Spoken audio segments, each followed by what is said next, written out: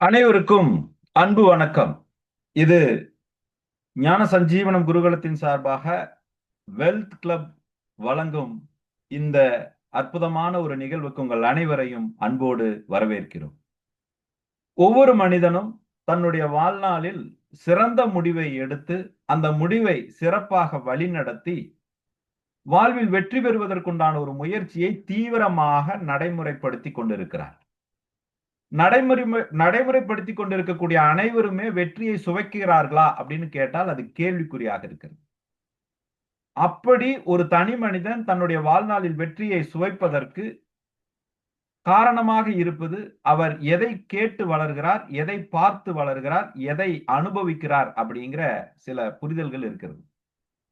அப்படி கேட்டும் பார்த்தும் அனுபவிக்கவும் மூன்றும் ஒரு இடத்தில் நிகழ்வதற்கான ஒரு முயற்சி தான் இந்த சனிக்கிழமை நாம ஏற்படுத்தி இருக்கக்கூடிய ஒரு முயற்சி. இந்த முயற்சியினுடைய நோக்கம் ஒரு 1000 குடும்பங்களை பொருளாதாரம் சார்ந்த நல்லொழுக்கம் சார்ந்த சிந்தனைகளையும் வாழ்வியல் வழிமுறைகளையும் நடைமுறைப்படுத்துவதற்கான ஒரு விழிப்புணர்வை இது சார்ந்த ஆளுமைகளை அழைத்து அந்த ஆளுமைகளின் அனுபவங்களை நேரடியாக மக்களுக்கு ஒரு விழிப்புணர்வை ஏற்படுத்துவதற்கான ஒரு முயற்சி. ஏன்னு கேட்டா, இன்னைக்கு உசுரோட இருந்தா ஜெயிக்கணுங்க.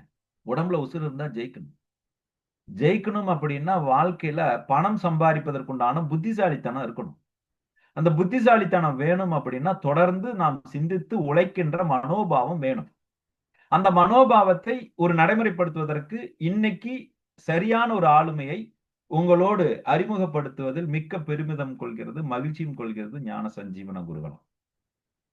நெருங்கிய நண்பர், நல்லது ஒரு வெல்விஷர். இவர் எடுக்கின்ற ஒவ்வொரு முயற்சியும் தான் வளர்கின்ற வளர்ச்சியை தாண்டி ஒரு விழிப்புணர்வை ஆழமாக விதைத்துக் கொண்டிருக்கிறார். தொடர்ந்து இந்த மக்களிடையே நாம் எல்லாரும் நினைச்சிட்டு இருக்கிற மாதிரி இந்த கோல்டு ஷேர் இது மட்டும்தான் சேவிங்ஸ் இன்வெஸ்ட்மெண்ட்னு என்னென்னமோ நினைச்சிட்டு இருக்கிறோம். ஆனால் அதை தாண்டி இன்னும் கொஞ்சம் மறைந்து இருக்கக்கூடிய சூட்சமங்கள் சில விஷயங்கள் இருக்கிறது. அப்படிங்கிற ஒரு விஷயத்தை தொடர்ந்து விழிப்புணர்வாக பல்வேறு மக்களிடையே தீவிரமாக விதைத்துக் கொண்டிருக்கக்கூடிய ஒரு நண்பர்.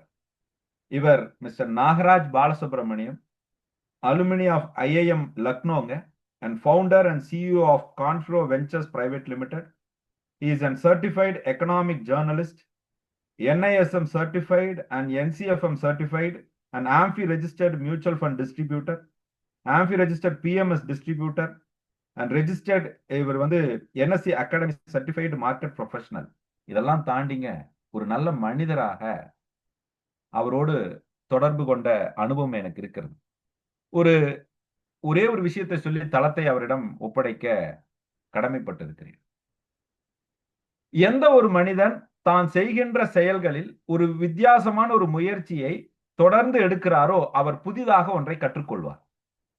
புதிதாக ஒன்றை கற்றுக்கொள்ளும் போது அது அனுபவம் தொடர்ந்து ஆழமான வெற்றியை சுவைப்பதற்கு அது உதவுது. அந்த போல நாம எல்லாரும் ஒரு புத்தகத்தை வடிவமைச்சா இவர் மட்டும் மிரர்ல வாசிக்கிற மாதிரியான ஒரு புத்தகத்தை வடிவமைத்தார். ஒரு அற்புதமான சிந்தனை பாருங்களேன். எல்லாரும் பண்றதை நாம பண்றது பெரிய விஷயம் இல்ல, நாம பண்றதை வித்தியாசமா கொண்டு போய் சேர்த்துறதுக்கு உண்டான முயற்சி என்ன எடுக்கலாம்னு சொல்லிட்டு ஒரு மிரர் ஃபார்மேட்ல சமீபத்துல ஒரு புத்தகத்தை வெளியிட்டார். ஒரு அற்புதமான புத்தகம். அந்த புத்தகம் கூட ஒரு ஒரு ஒரு ஒரு தாக்கத்தை ஏற்படுத்திய புத்தகம். எது? நீங்க உங்களுடைய பிஹேவியரல் பேட்டர்ன் எப்படி இருக்கு, இன்வெஸ்ட்மெண்ட் பிஹேவியரல் பேட்டர்ன் எப்படி இருக்கு அப்படிங்கிற மாதிரியான ஒரு சப்ஜெக்டை சார்ந்த ஒரு புத்தகம்.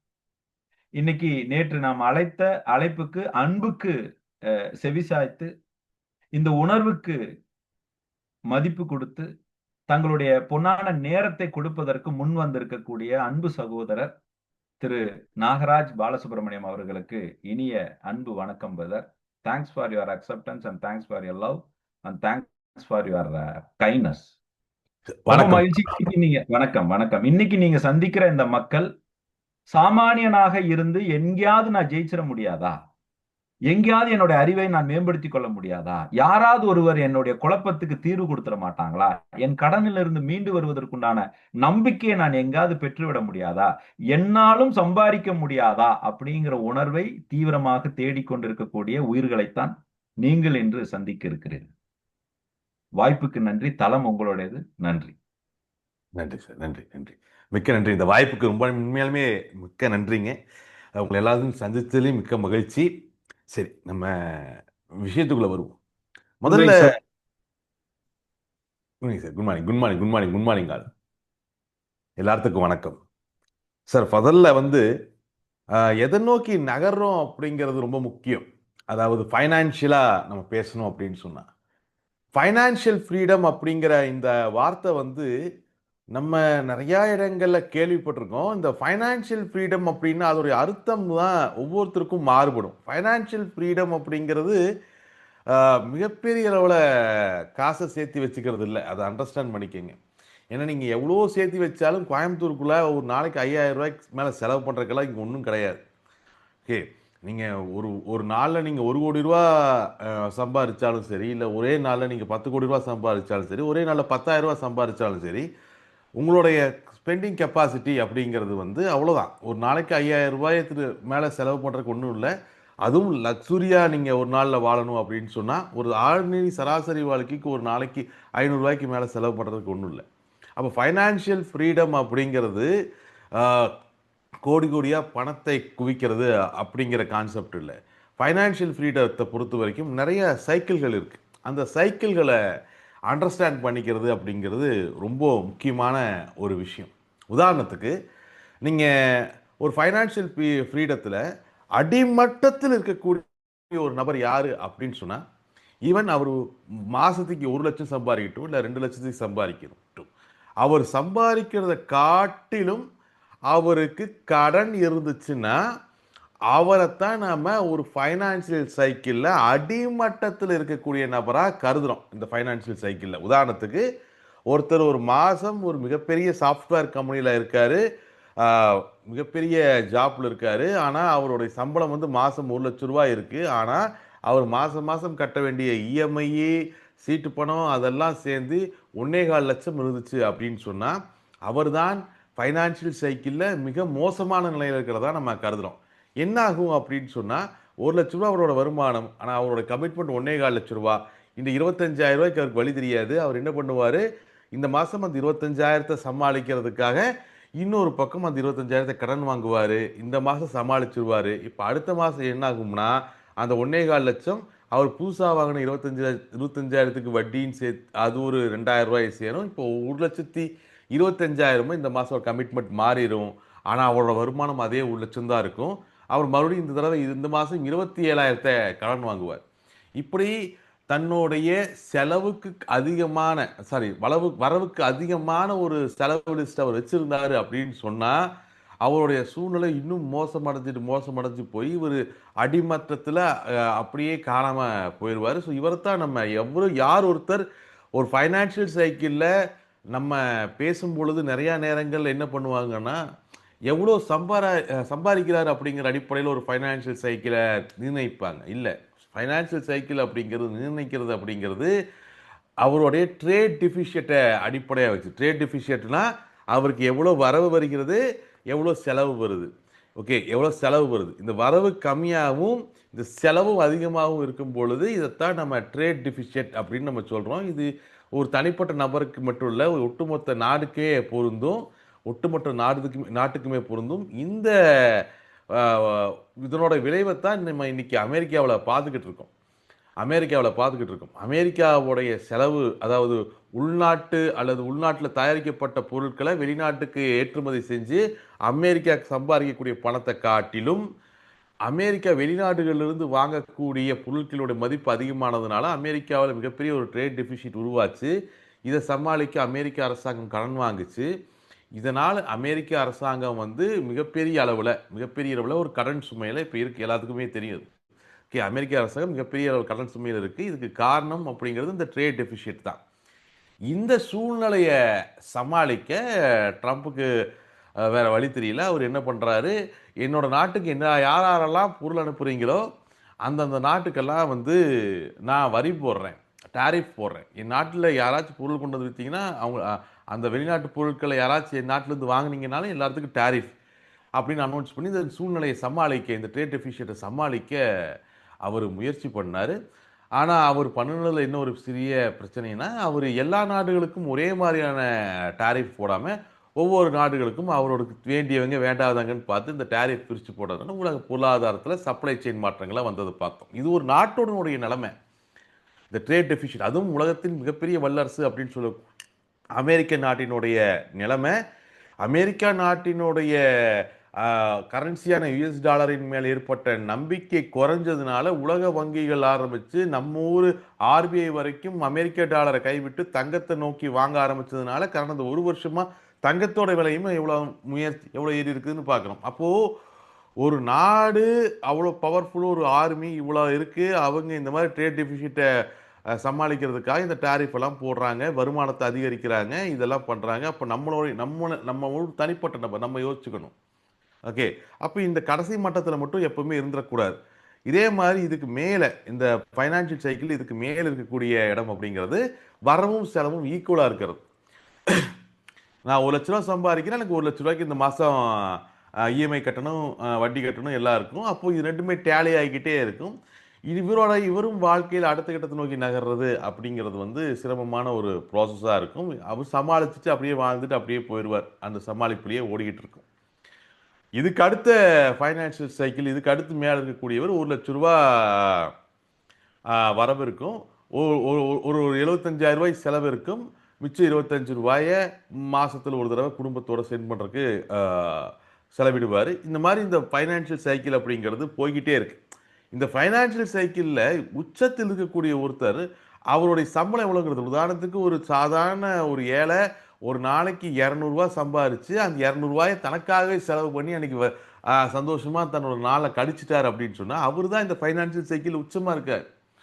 நம்ம நினைக்கிற மாதிரி அம்பானியோ அல்ல அதானியோ ஈவன் எலன் மாஸ்கோ கிடையாது. ஏன்னா இந்த ஃபைனான்சியல் சைக்கிளை பொறுத்த வரைக்கும், உதாரணத்துக்கு இந்தியாவை பொறுத்த வரைக்கும் நம்ம பெருமையாக பேசுவோம், அம்பானி மாதிரி வாழணும், அம்பானி மாதிரி ஆகணும், அம்பானி மாதிரி பணக்காரன் ஆகணும் அப்படிங்கிறது. இப்போ அம்பானி போய் கேட்டோம்னா என்னன்னா, அதாவது அம்பானி அவர்களுடைய ஒட்டுமொத்த சொத்தோடைய மதிப்பே எலன் மாஸ்கோடைய ஒரு மாச வருமானம். எப்படி அம்பானியோடைய ஒட்டுமொத்த சொத்தினுடைய மதிப்பு எவ்வளோன்னா திரு எலன் மாஸ்கினுடைய ஒரு மாத வருமானம். அப்போ அம்பானி இடத்துல இருந்து பார்த்தா எலன் மாஸ்க் எங்கேயோ இருப்பார். அதே மாதிரி தான் இது போய்கிட்டே இருக்கும், இந்த சைக்கிள் அப்படிங்கிறது போய்கிட்டே இருக்கும். சரி, இந்த எலான் மாஸ்கை எடுத்துக்குவோம். நம்ம எலான் மாஸ்கினுடைய இடத்துல இருந்து பார்த்தோம் அப்படின்னு சொன்னா உலகத்தின் மிகப்பெரிய பணக்காரர் இல்லையா எலான் மாஸ்கினுடைய இடத்துல இருந்து பார்த்தோம் அப்படின்னு சொன்னா, ஆனா அவர்கிட்ட இருக்கக்கூடிய லிக்விடிட்டினா ஏதாவது அவசரம் ஏற்பட்டுச்சுன்னா, ஏதாவது ஒரு தேவை ஏற்பட்டுச்சுன்னா அவர்கிட்ட செலவு பண்றதுக்கு ரெடியா இருக்கக்கூடிய பணத்தின் அளவு அப்படிங்கிறது வெறும் $8 மில்லியன் தான். அவர்கிட்ட ரெடியா அக்கௌண்ட்ல இருக்கு, ஏதாச்சும் எனக்கு எமர்ஜென்சினா செலவு பண்ணக்கூடிய அவர்கிட்ட இருக்கக்கூடிய பணத்தின் அளவு வெறும் $8 மில்லியன் தான். அப்ப எப்படி அவர் உலகத்துறை நம்பர் 1 பணக்காரர்?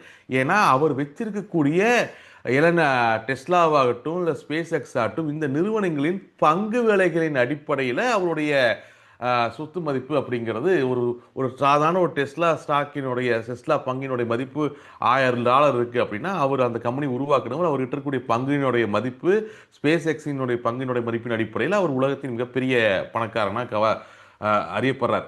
அதே எலான் மாஸ்க்கு அங்கிருந்து அப்படியே கீழே பார்த்தார் அப்படின்னு சொன்னா நம்ம ஊர்ல ஹெச்எல்லுடைய ஓனர் நம்ம சிவநாடார் அவர்கள் அம்பானிக்கு மிகப்பெரிய அளவுக்கு பெரிய எலான் மாஸ்கே மிகப்பெரிய பணக்காரனாக தெரிவார். ஏன்னா சொத்துப்பட்டியலில் ஹெச்எல்லுடைய சிவநாடார் அவர்கள் அவ்வளோ பெரிய இடத்துல இல்லை. இருந்தாலும் ஏன் எலான் மாஸ்கே அவரை பார்த்து பொறாமப்படுறான்னா, ஏன்னா இவருடைய பேங்க் அக்கௌண்ட்டில் பல மில்லியன் லிக்விட் கேஷ் இருக்கு. இன்னைக்கு சிவநாடார் நினைச்சாலும் செலவு பண்றதுக்கான பணத்தினுடைய அளவு அவருடைய அக்கௌண்ட்ல அவருக்கு அதிகமா இருக்கு எலன் மாஸ்க்கு காட்டிலும். ஏன்னா எலன் மாஸ்கோட சொத்து மதிப்பு அதிகம், அவரை நம்ம உலகத்தின் மிகப்பெரிய பணக்காரராக கன்சிடர் பண்றோம். ஆனா உலகத்தின் மிகப்பெரிய பணக்காரர் லிஸ்ட்ல நம்ம சிவநாடார் ஹெச்எல் டெக்கோட சிவநாடார் இல்லைனாலுமே அவர்கிட்ட லிக்விட் கேஷ் அதிகமா இருக்கிறது. அந்த மாதிரி இந்த ஒவ்வொருத்தருடைய பார்வையும் இதுல மாறிக்கிட்டே இருக்கும், மாறிக்கிட்டே இருக்கும். அப்போ உண்மையாலுமே ஃபைனான்சியல் ஃப்ரீடம்னா என்ன, எதை நோக்கி நம்ம நகரணும் அப்படிங்கிற முதல்ல இலக்கை நம்ம முடிவு பண்ணணும். எது என்னுடைய ஃபைனான்சியல் ஃப்ரீடம்? அதாவது இன்னைக்கு நான் ஒரு இடத்துல இருக்கேன் இல்லையா, உதாரணத்துக்கு நான் இன்னைக்கு இருக்கேன், எனக்கு மாதம் ஒரு வருமானம் வருது. இந்த வருமானத்தில் குடும்ப செலவுகளை போக என்னால் சில அமௌண்ட்டை இன்வெஸ்ட் பண்ணுறக்கோ இல்லை சேவிங் பண்ணுறக்கோ முடியுது. மாதத்துக்கு ஒரு முறை என்னுடைய குழந்தைகளை ஒரு சினிமாவுக்கோ இல்லை பார்க்குக்கோ கூட்டிகிட்டு போக என்னால் முடியுது. வருஷத்துக்கு ஒரு முறை அவங்கள ஒரு டூர் கூட்டிகிட்டு போக என்னால் முடியுது. ஆசைப்பட்டு அவங்க கேட்கக்கூடிய உணவுப் பொருட்களையோ இல்லை தேவையான பொருட்களையோ வாங்கி கொடுக்குற அளவுக்கு எனக்கு ஒரு வசதி இருக்குது. அவங்கள ஒரு நல்ல ஸ்கூலில் படிக்க வைக்கிற அளவுக்கான ஒரு வருமானத்தை இருக்குது. அதுக்கு அதுக்கு ஃபீஸ் கட்டுறதுக்கான வருமானம் இருக்குது இல்லையா? இந்த இந்த ஸ்டேஜில் நான் இருக்கேன் இல்லையா? இதுக்கு இந்த ஸ்டேஜ் அப்படிங்கிறது என்னுடைய கம்ஃபர்ட் ஜோன். இது என்னுடைய கம்ஃபர்ட் ஜோன். இந்த இடத்துல நான் டெய்லியும் பணத்துக்காக போராடக்கூடிய கட்டாயத்தில் இல்லை. என்னுடைய எல்லா செலவுகளையும் பார்க்கக்கூடிய அளவுக்கு ஒரு வருமானம் இருக்குது. இது போக என்னுடைய எதிர்காலத்துக்கு சேமிக்கக்கூடிய ஒரு சின்ன சேமிப்பையும் என்னால் ஊக்கி முடியுது. இந்த கம்ஃபர்ட் ஜோன் இருக்கு இல்லையா? இந்த கம்ஃபர்ட் ஜோன் வந்து பாதிக்கப்பட்டாலும், அதாவது நீங்கள் ஒரு பக்கம் வேலை செய்கிறீங்க, நீங்கள் ஒரு பக்கம் வேலை செஞ்சுக்கிட்டு இருக்கீங்க, உங்களுக்கு மாதம் 1 லட்ச ரூபா சம்பளம் வருது, இதில் குடும்ப செலவுகள்லாம் ஒரு 40,000த்தில் முடிஞ்சு போயிடுது. அது போக நீங்கள் ஒரு 20-25,000 நீங்கள் ஏதாச்சும் ஒரு ஸ்கீமில் சேமிக்கிறீங்க எதிர்காலத்துக்காக. அது போக குழந்தைய படிப்புக்கு இதுக்கெல்லாம் தனித்தனியாக எடுத்து வச்சிடுறீங்க. இந்த கம்ஃபோர்ட் ஜோன்லேயே நீங்கள் வாழ்ந்துட்டு இருக்கீங்க. தேவையான பொழுது மெடிக்கல் செலவு பார்க்கறதுக்கு ஒரு மெடிக்ளைம், இது எல்லா விஷயங்களும் வச்சுருக்கீங்க. அதுக்கு வருஷம் வருஷம் பணம் கட்டுறதுக்கு உங்ககிட்ட பணம் இருக்குது. இப்படியே போயிட்டுருக்கு. சப்போஸ் இடையில ஏதோ ஒரு நாளில் உங்களுடைய வேலை போயிருச்சுன்னு வச்சுக்கோமே. ஓகே, ஏன்னா இன்னைக்கு இருக்கக்கூடிய சூழ்நிலை பொறுத்த வரைக்கும் ஈவன் இந்தியாவில் அதிகமான சம்பளம் வாங்கக்கூடிய கேட்டகரியில் இருக்கக்கூடிய சாஃப்ட்வேர் இன்ஜினியர்களே அடுத்தது என்ன அப்படிங்கிற யோசனை நோக்கி நகர ஆரம்பிச்சிருக்குது இந்த ஏஐயோடைய வரவுனால. ஓகே, இன்னொரு 3 வருஷத்துல பெரிய பாதிப்புகள் எதுவும் இருக்காது அப்படிங்கிறாங்க இந்த ஏஐனால வரக்கூடிய ஜாப் பிரச்சனை. ஆனால் அடுத்த 3லேருந்து 7 வருஷத்துக்குள்ள நிறைய சாஃப்ட்வேர் ப்ரொஃபஷனல்ஸோடைய வேலை வாய்ப்புகளை இந்த ஏஐ நிரப்பிடும் அப்படிங்கிறாங்க. அடுத்து 7 வருஷத்துக்கு மேலே சாஃப்ட்வேரில் கோடு எழுதக்கூடியவங்களுக்கு பெரிய வேலை வாய்ப்பு இருக்காது அப்படிங்கிறாங்க. அப்படி இருக்கிற பட்சத்தில் ஒரு நாள் என்னுடைய வேலை திடீரென்று பறிபோச்சு அப்படின்னு சொன்னால், நான் என்னுடைய லைஃப் ஸ்டைலை மெயின்டைன் பண்ணிட்டு இருக்கேன் இல்லையா? இந்த லைஃப் ஸ்டைலை என்னுடைய மிச்சம் இருக்கக்கூடிய வாழ்நாள் எல்லாம் தொடர்ந்து என்னால் மெயின்டைன் பண்ண முடியும்னா நான் ஃபைனான்சியல் ஃப்ரீடத்தில் இருக்கேன் அப்படிங்கிறது அர்த்தம். நான் எவ்வளோ சம்பாதிக்கிறேன் அப்படிங்கிறது பிரச்சனை இல்லை. ஓகே, நான் எவ்வளோ சம்பாதிக்கிறேன் அப்படிங்கிறது பிரச்சனை இல்லை. நான் ஒரு 500 ரூபா சம்பாதிக்கக்கூடிய தினக்கூலியாக கூட இருக்கலாம். நான் இன்னைக்கு வேலை செய்யறதை நிறுத்திட்டாலும் கூட இன்னைக்கு ஒரு வாழ்வு தரத்தில் இருக்கேன்ல, ஒரு வாழ்வாதாரத்தில் இருக்கேன்ல, இன்னைக்கு ஒரு லைஃப் ஸ்டைல் இருக்குல்ல, இதை என்னுடைய இறுதி நாள் வரைக்கும் என்னால் மெயின்டைன் பண்ண முடியும்னா நான் ஃபைனான்சியல் ஃப்ரீடத்தில் இருக்கேன்னு அர்த்தம். நான் 1 லட்ச ரூபா சம்பாதிக்கிறேன், இல்லை 50,000 ரூபா சம்பாதிக்கிறேன். சப்போஸ் நாளைக்கு நான் திடீரென்று வேலையை நிறுத்த வேண்டிய கட்டாயம் வந்துருச்சு, நான் இதுக்கப்புறம் வேலைக்கு போல நான் வீட்டில் உட்கார்ந்தாலுமே என்னுடைய சேவிங்ஸ் அல்லது என்னுடைய இன்வெஸ்ட்மெண்ட் எனது வாழ்நாள் ஃபுல்லாக நான் இன்னைக்கு இருந்த அதே லைஃப் ஸ்டைலில் இன்னைக்கு இருந்த மாதிரி மாதத்துக்கு ஒரு தடவை சினிமாவுக்கும் வருஷத்துக்கு ஒரு தடவை டூர் கூட்டிகிட்டு போகிறதுக்கும் அந்த லைஃப் ஸ்டைலை சப்போர்ட் பண்ணுற அளவுக்கு எங்கிட்ட கையிருப்பு இருந்துச்சுன்னா, எங்களோட இன்வெஸ்ட்மெண்ட் இருந்துச்சுன்னா நான் ஃபைனான்ஷியல் ஃப்ரீடத்தில் இருக்கேன்னு அர்த்தம். அவ்வளோதான் இங்கே விஷயம். ஃபைனான்ஷியல் ஃப்ரீடம் அப்படிங்கிறது கோடிக்கணக்கில் பணத்தை சேர்த்து வச்சுக்கிறதோ இல்லை மலை மாதிரி சுத்த குவிச்சு வச்சுக்கிறதோ இல்லை. ஃபைனான்ஷியல் ஃப்ரீடம்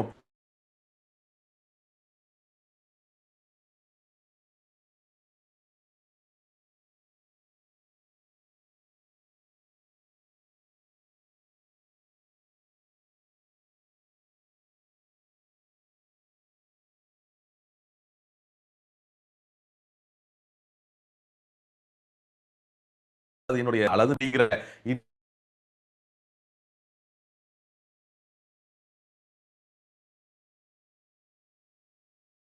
இடத்துல இருக்கேன். இவ்வளவுதான் நம்ம கவனிக்க வேண்டிய 2-3 விஷயங்களை அண்டர்ஸ்டாண்ட் பண்ணிக்கணும். உதாரணத்துக்கு ஃபைனான்ஷியல் ஃப்ரீடத்தை நோக்கி நகரும் பொழுது நம்ம என்ன பெரும்பாலான தவறுகள் என்னத்தை பண்ணுவோம் அப்படின்னு சொன்னா, இந்த பணவீக்கத்தை கணக்கில் எடுத்துக்காம விடுறது, அதாவது இன்ஃப்ளேஷன் ரேட் அப்படின்னு நம்ம சொல்லுவோம். உதாரணத்துக்கு சின்ன வயசுல எங்க அம்மா போயிட்டு பால் வாங்கிட்டு வர சொல்லுவாங்க. ஒரு பேக்கெட் பால் வாங்கிட்டு வாங்க அப்படின்னு ஒரு 10 ரூபா கொடுத்து அனுப்பிச்சு விட்டாங்கன்னா, நான் 10 ரூபா போய் பக்கத்தில் அண்ணாச்சி கடையில் கொடுத்தேன்னா அவர் ஒரு பால் பேக்கெட் தருவார். அந்த பால் பேக்கெட்டு 250 எம்எல்.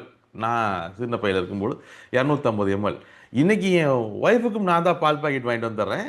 காலையில் அதே 10 ரூபாய் தூக்கிட்டு போய் அதே அண்ணாச்சி கடையில் கொடுக்குறேன். இன்னைக்கு கொடுக்கக்கூடிய பால் பாக்கெட்டின் அளவு வந்து அந்த பாலோட அளவு வெறும் 160 எம்எல் தான். 160, கிட்டத்தட்ட ஒரு 100 எம்எல் பால் காணாமல் போயிருச்சு இந்த 20-25 வருஷங்களில்.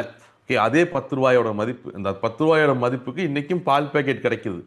10 ரூபாயோட மதிப்பில் இன்னைக்கும் பால் பேக்கெட் கிடைக்குது. என்ன, அதில் ஒரு 100 எம்எல் பால் கம்மியாயிருச்சு. 100 எம்எல் பால் கம்மியாயிருச்சு. பால் பிஸ்கட் இவ்வளோ பெருசு இருந்தது 5 ரூபா பேக்கெட், இப்போ இன்னைக்கு இவ்வளோ பெருசாயிருச்சு. இதுதான் இன்ஃப்ளேஷன்.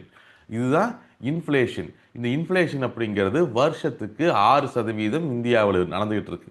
ஓகே, கவர்மெண்ட்டோட தரவுகளை பொறுத்த வரைக்கும் இது 2.5 3 இப்படி மாறி மாறி வந்துகிட்டே இருக்கும். ஆனால் ரியல் டைம்ல யதார்த்தத்தில் ஒரு பொருளினுடைய விலை வருட வருடம் 6% வரைக்கும் இந்தியாவில், அதாவது நம்மளுடைய வாழ்க்கைக்கு தேவையான அந்த அத்தியாவசிய பொருட்களோட விலை 6% வரைக்கும் வருஷம் வருஷம் இன்க்ரீஸ் ஆகிட்டு தான் இருக்கு. இந்த 6% தான் இன்ஃப்ளேஷன். சரி, இது ஏன் முக்கியம் அப்படின்னு நம்ம பார்த்தோம் அப்படின்னு சொன்னோம்னா, என்னுடைய ஃபைனான்சியல் ஃப்ரீடத்தை நோக்கி நான் நகரும் பொழுது, நான் இதுக்கான சேமிப்புகளை அல்லது இன்வெஸ்ட்மெண்ட்டுகளை பண்ணும் பொழுது இதை கணக்கெடுத்துக்கணும். இதை கணக்கெடுத்துக்காம நான் இன்னைக்கு 50,000 ரூபாய் எனக்கு ஒரு மாசம் இருந்தா போதும் அப்படிங்கிறத கால்குலேட் பண்ணி, இன்னும் நான் ஒரு 80 வயது வரைக்கும் இருப்பேன் அப்படிங்கிறத கால்குலேட் பண்ணி, அப்போ வருஷத்துக்கு 50,000 ரூபாயை நான் வச்சிருக்கணும் அப்படிங்கிறத கால்குலேட் பண்ணி நம்ம வச்சோம்னா 5வது வருஷம் அந்த 50,000 ரூபாய் நம்மளோட லைஃப் ஸ்டைலுக்கு பத்தாது. ஏன்னா 5வது வருஷம் இன்ஃப்ளேஷன் 6% இன்க்ரீஸ் ஆகிருக்கிறதுனால இப்போ எனக்கு 58,000 ரூபாய் தேவைப்படும். அப்போ 80 வயசு வரைக்கும் நீங்கள் போகும்பொழுது நீங்கள் சேமிச்சு வச்ச பணம் 80 வயசு வரைக்கும் பத்தாது, 65 வயசுலேயே குறைஞ்சு போயிடும். அப்போ இந்த இன்ஃப்ளேஷனையும் இந்த விலைவீக்கத்தையும் இந்த பணவீக்கத்தையும் நீங்கள் கவனித்து அதுக்கும் தேர்ந்த மாதிரி நம்ம இன்வெஸ்ட்மெண்ட்டுகளை கிரியேட் பண்ணும் பொழுது தான் நம்ம அந்த ஃபைனான்ஷியல் ஃப்ரீடத்தை நோக்கி நகர முடியும். இந்த ஃபைனான்ஷியல் ஃப்ரீடத்தோடைய நோக்கம் அப்படிங்கிறது நம்மளுக்கான ஒரு கம்ஃபர்ட் ஜோனை நம்மளுடைய வாழ்நாளுக்கு உறுதி செஞ்சுக்கிறது. நான் இன்னைக்கு என்னோட வேலை இழந்துட்டாலும், இன்னைக்கு நான் வேலை செய்யறது நிறுத்திட்டாலும், தொடர்ந்து நான் இன்னைக்கு இருக்கக்கூடிய அதே சௌரியத்தோட என்னோட என்டையர் வாழ்நாள்லையும் நான் வாழணும். அதுக்கான கம்ஃபர்ட் ஜோனை உறுதி செஞ்சுக்கிறது தான் இந்த ஃபைனான்ஷியல் ஃப்ரீடம். இந்த ஃபைனான்ஷியல் ஃப்ரீடத்தை கவனிக்கும் பொழுது இன்ஃப்ளேஷனை நம்ம சேர்த்து கவனிக்கணும். சரி, அப்போ இது எதுக்காக இந்த இன்ஃப்ளேஷனுக்கு கவனிக்கிறோம் அப்படின்னு சொன்னோம்னா, இந்தியாவுடைய ரிஸ்க் ஃப்ரீ ரேட் அப்படிங்கிறது 6%. ரிஸ்க் ஃப்ரீ ரேட்டுனா என்ன அப்படின்னு சொன்னால், நான் என்கிட்ட ஒரு பணம் வச்சுருக்கேன், எந்த ஒரு உழைப்பையும் அந்த பணத்தின் மேலே நான் செலுத்தாமல் அந்த பணம் எனக்கு அதிகபட்சம் எவ்வளோ வருமானத்தை ஈட்டி தரும் அப்படியோ அதுதான் risk free rate. For example 6% வந்து பேங்க்கு, கவர்மெண்ட் பாண்டு அல்லது ஃபிக்ஸ்டு டெபாசிட்டு இதெல்லாம் இருக்கு இல்லையா, இதெல்லாம் நம்ம எந்த உழைப்பும் நம்ம பண்ண வேண்டியதில்லை. ஃபிக்ஸ்டு டெபாசிட்டில் பணத்தை போட்டாலோ இல்லை கவர்மெண்ட் பாண்டுகளை வாங்கினாலோ நம்மளுக்கு ஒவ்வொரு வருஷம் 6% அப்படிங்கிறது நம்ம கையில் எந்த விதமான சிக்கலும் இல்லாமல் கிடச்சிடும். இந்த 6% தான் ரிஸ்க் ஃப்ரீ ரேட் அப்படின்னு சொல்கிறோம். நார்மலாக பேங்குகள் வந்து நிறைய பேர் எப்படி கால்குலேட் பண்ணிடுவாங்கன்னா, இந்த எஃப்டி எல்லாம் 7%, 7.5% தருதுங்க அப்படின்பாங்க. பட் என்னன்னா, இந்த எஃப்டி தரக்கூடிய வருமானத்துக்கு கவர்மெண்ட் டிடிஎஸ் பிடிக்கும், டேக்ஸ் பிடிக்கும். அதில் 1% உங்களுக்கு எண்ட் ஆஃப் தி இயர் நீங்கள் டேக்ஸ் கட்டும்போது கையிலிருந்து போயிடும். ஸோ ரிஸ்க் ஃப்ரீ ரேட் அப்படிங்கிறது இந்தியாவில் 6% தான். உங்களுடைய பணத்தை எந்தவித வேலையும் நீங்கள் செய்யாமல் ஏதாவது ஒரு கவர்மெண்ட் பாண்டுகளையோ இல்லை ஃபிக்ஸ்டு டெபாசிட்டுகளையோ நீங்கள் போடும் பொழுது உங்களுக்கு கிடைக்கக்கூடிய இந்த 6% தான் ரிஸ்க் ஃப்ரீ ரேட். ஆனால் இன்ஃப்ளேஷனும் அதே 6%. இன்ஃப்ளேஷனும் அதே 6%. அப்போது நீங்கள் இருக்கிற பணத்தெல்லாம் ஃபிக்ஸ்டு டெபாசிட்டுகளில் போட்டுட்டு இல்லை கவர்மெண்ட் பாண்டு வாங்கி வச்சுட்டு உட்காந்துட்டு இருந்தீங்கன்னா விலைவாசி ஏறுறதுக்கும் இந்த இதில் வரக்கூடிய வருமானம் அப்படிங்கிறதுக்கு ஈடு செஞ்சுக்கிட்டே இருக்குமே தவிர இதனால் எந்த ஒரு பிரயோஜனமும் இருக்காது. உண்மை இதுதான் நிதாசனமான உண்மை ஆக்சுவலாக.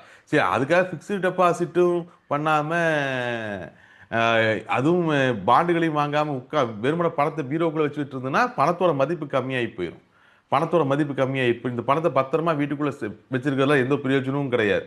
ஸோ இன்வெஸ்ட்மெண்ட்ஸுக்கு போகணும். ஆனால் இன்வெஸ்ட்மெண்ட்ஸு 6%-ஐயும் தாண்டி இருக்கணும். ஏன்னா 6% ரிட்டர்ன் கொடுக்கக்கூடிய எந்த ஒரு இன்வெஸ்ட்மெண்ட்ஸ்னாலையும் எந்த ஒரு பிரயோஜனமும் கிடையாது. அந்த சூழ்நிலையை நம்ம புரிஞ்சுக்கணும். ரியல் லைஃப்பை பொறுத்த வரைக்கும் ஒரு வெல்த்தை கிரியேட் பண்ணுறது, ஒரு ஃபைனான்ஷியல் ஃப்ரீடத்தை நோக்கி நகர்றது அப்படிங்கிற பொழுது இந்த விஷயங்களை கவனிக்க வேண்டியது ரொம்ப முக்கியமான ஒரு அம்சம்.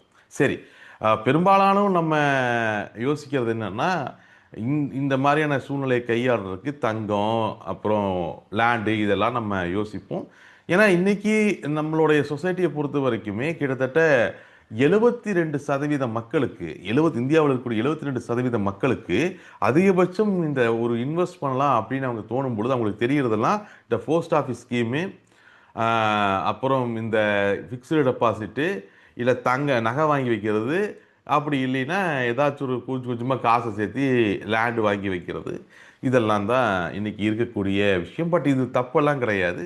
இதில் வந்து இந்த போஸ்ட் ஆஃபீஸ் ஸ்கீம்ஸ் இந்த மாதிரியான விஷயங்கள் எல்லாத்தையும் நான் அந்த அளவுக்கு நான் பெருசாக ஊக்குவிக்கிறது இல்லை. ஏன்னா அது எல்லாமே 7-8% முடிஞ்சு போயிடுது. இன்ஃப்ளேஷன் மீட் பண்ண முடியாது. இது ஏதாச்சும் ஒரு காரணத்தினால அது அதிகமாகறதுக்கான வாய்ப்புகள் இருக்கானா இல்லை. இப்போ ஒரு தங்கத்திலேயோ இடத்துலையோ நீங்கள் முதலீடு பண்ணுறீங்கனாலும் கூட ஏதோ ஒரு கட்டத்தில் இப்போ கடைசி ஒரு வருஷம் தங்கம் வந்து 150% நம்மளுக்கு ரிட்டர்ன் தந்திருக்கு. இல்லை ரியல் எஸ்டேட்டும் அந்த அளவுக்கு வளரக்கூடிய வாய்ப்புகள் இருக்குது. ஸோ ஒரு கட்டத்துக்கு மேலே இந்த 8% தாண்டி இந்த வருமானத்தை கொடுக்கறதுக்கு இந்த தங்கத்தாலையும் இடத்தாலையும் முடியும். ஆனால் ஒரு ஃபிக்ஸ்டு டெபாசிட்லேயோ இல்லை ஒரு போஸ்ட் ஆஃபீஸ் ஸ்கீமுகள்லையோ அதுக்கான வாய்ப்புகள் இல்லை. அதனால் அது எவ்வளோ நல்ல சூழ்நிலை இருந்தாலும் எனக்கு அந்த 8% தான் என்னுடைய ரிட்டர்னாக இருக்குது அப்படிங்கிற பட்சத்தில் அதில் பெரிய அளவில் நான் கவனம் செலுத்துறது இல்லை. ஏன்னா என்னுடைய எண்ணம் அப்படிங்கிறது ஃபைனான்ஷியல் ஃப்ரீடத்தை நோக்குனது. என்னுடைய எண்ணம் அப்படிங்கிறது இருக்கிற பணத்தை கூட பத்திரமா பாதுகாத்து வச்சுக்கிறது இல்லை. என்னோட எண்ணம்ங்கிறது கடைசி வரைக்கும் 60-65 வயசு வரைக்கும் வேலை செஞ்சுக்கிட்டே ஓடிக்கிட்டே நம்ம பையன் வந்து நம்மளை காப்பாற்றிடுவான் 60 வயசுக்கு மேலே, அவன் அதுக்கப்புறம் சம்பாதிக்க ஆரம்பிச்சுக்கலான்னு உட்காந்துட்டு இருக்கிறது இல்லை. நான் இன்னைக்கு இன்னும் 2 வருஷத்தில் நான் வேலை செய்யறது நிறுத்திட்டாலும் என்னுடைய வாழ்நாள் முழுவதும் என்னுடைய லைஃப் ஸ்டைலை என்னால் மெயின்டைன் பண்ணிக்கக்கூடிய ஒரு ஒரு ஃபைனான்ஷியல் பேக்கப்பை கிரியேட் பண்ணிக்கிறது. இதுதான் ஃபைனான்ஷியல் ஃப்ரீடம். அப்படி பார்க்கும் பொழுது நம்ம யோசிக்க வேண்டிய விஷயம் என்னன்னா, லீகலா நம்மளுக்கு வேற எல்லாம் என்னென்ன இன்வெஸ்ட்மெண்ட் வாய்ப்புகள் இருக்கு அப்படிங்கிறது தான். சரி, இதுல முதல்ல ஒரு விஷயத்துக்கு வருவோம். முதல்ல நம்ம பேசும்பொழுது இடத்த பத்தி பேசணும். அடிப்படையில இந்த இடத்தின் மேல பண்ணக்கூடிய இன்வெஸ்ட்மெண்ட் அப்படின்னா ட்ரெடிஷ்னலா ரொம்ப பழைய இன்வெஸ்ட்மெண்ட் ரோமன் பீரியடுக்கு முன்னாடி இருந்து நீங்க போய்க்கலாம். ஏன் ஆதி காலத்துக்கு கூட போய்க்கலாம்.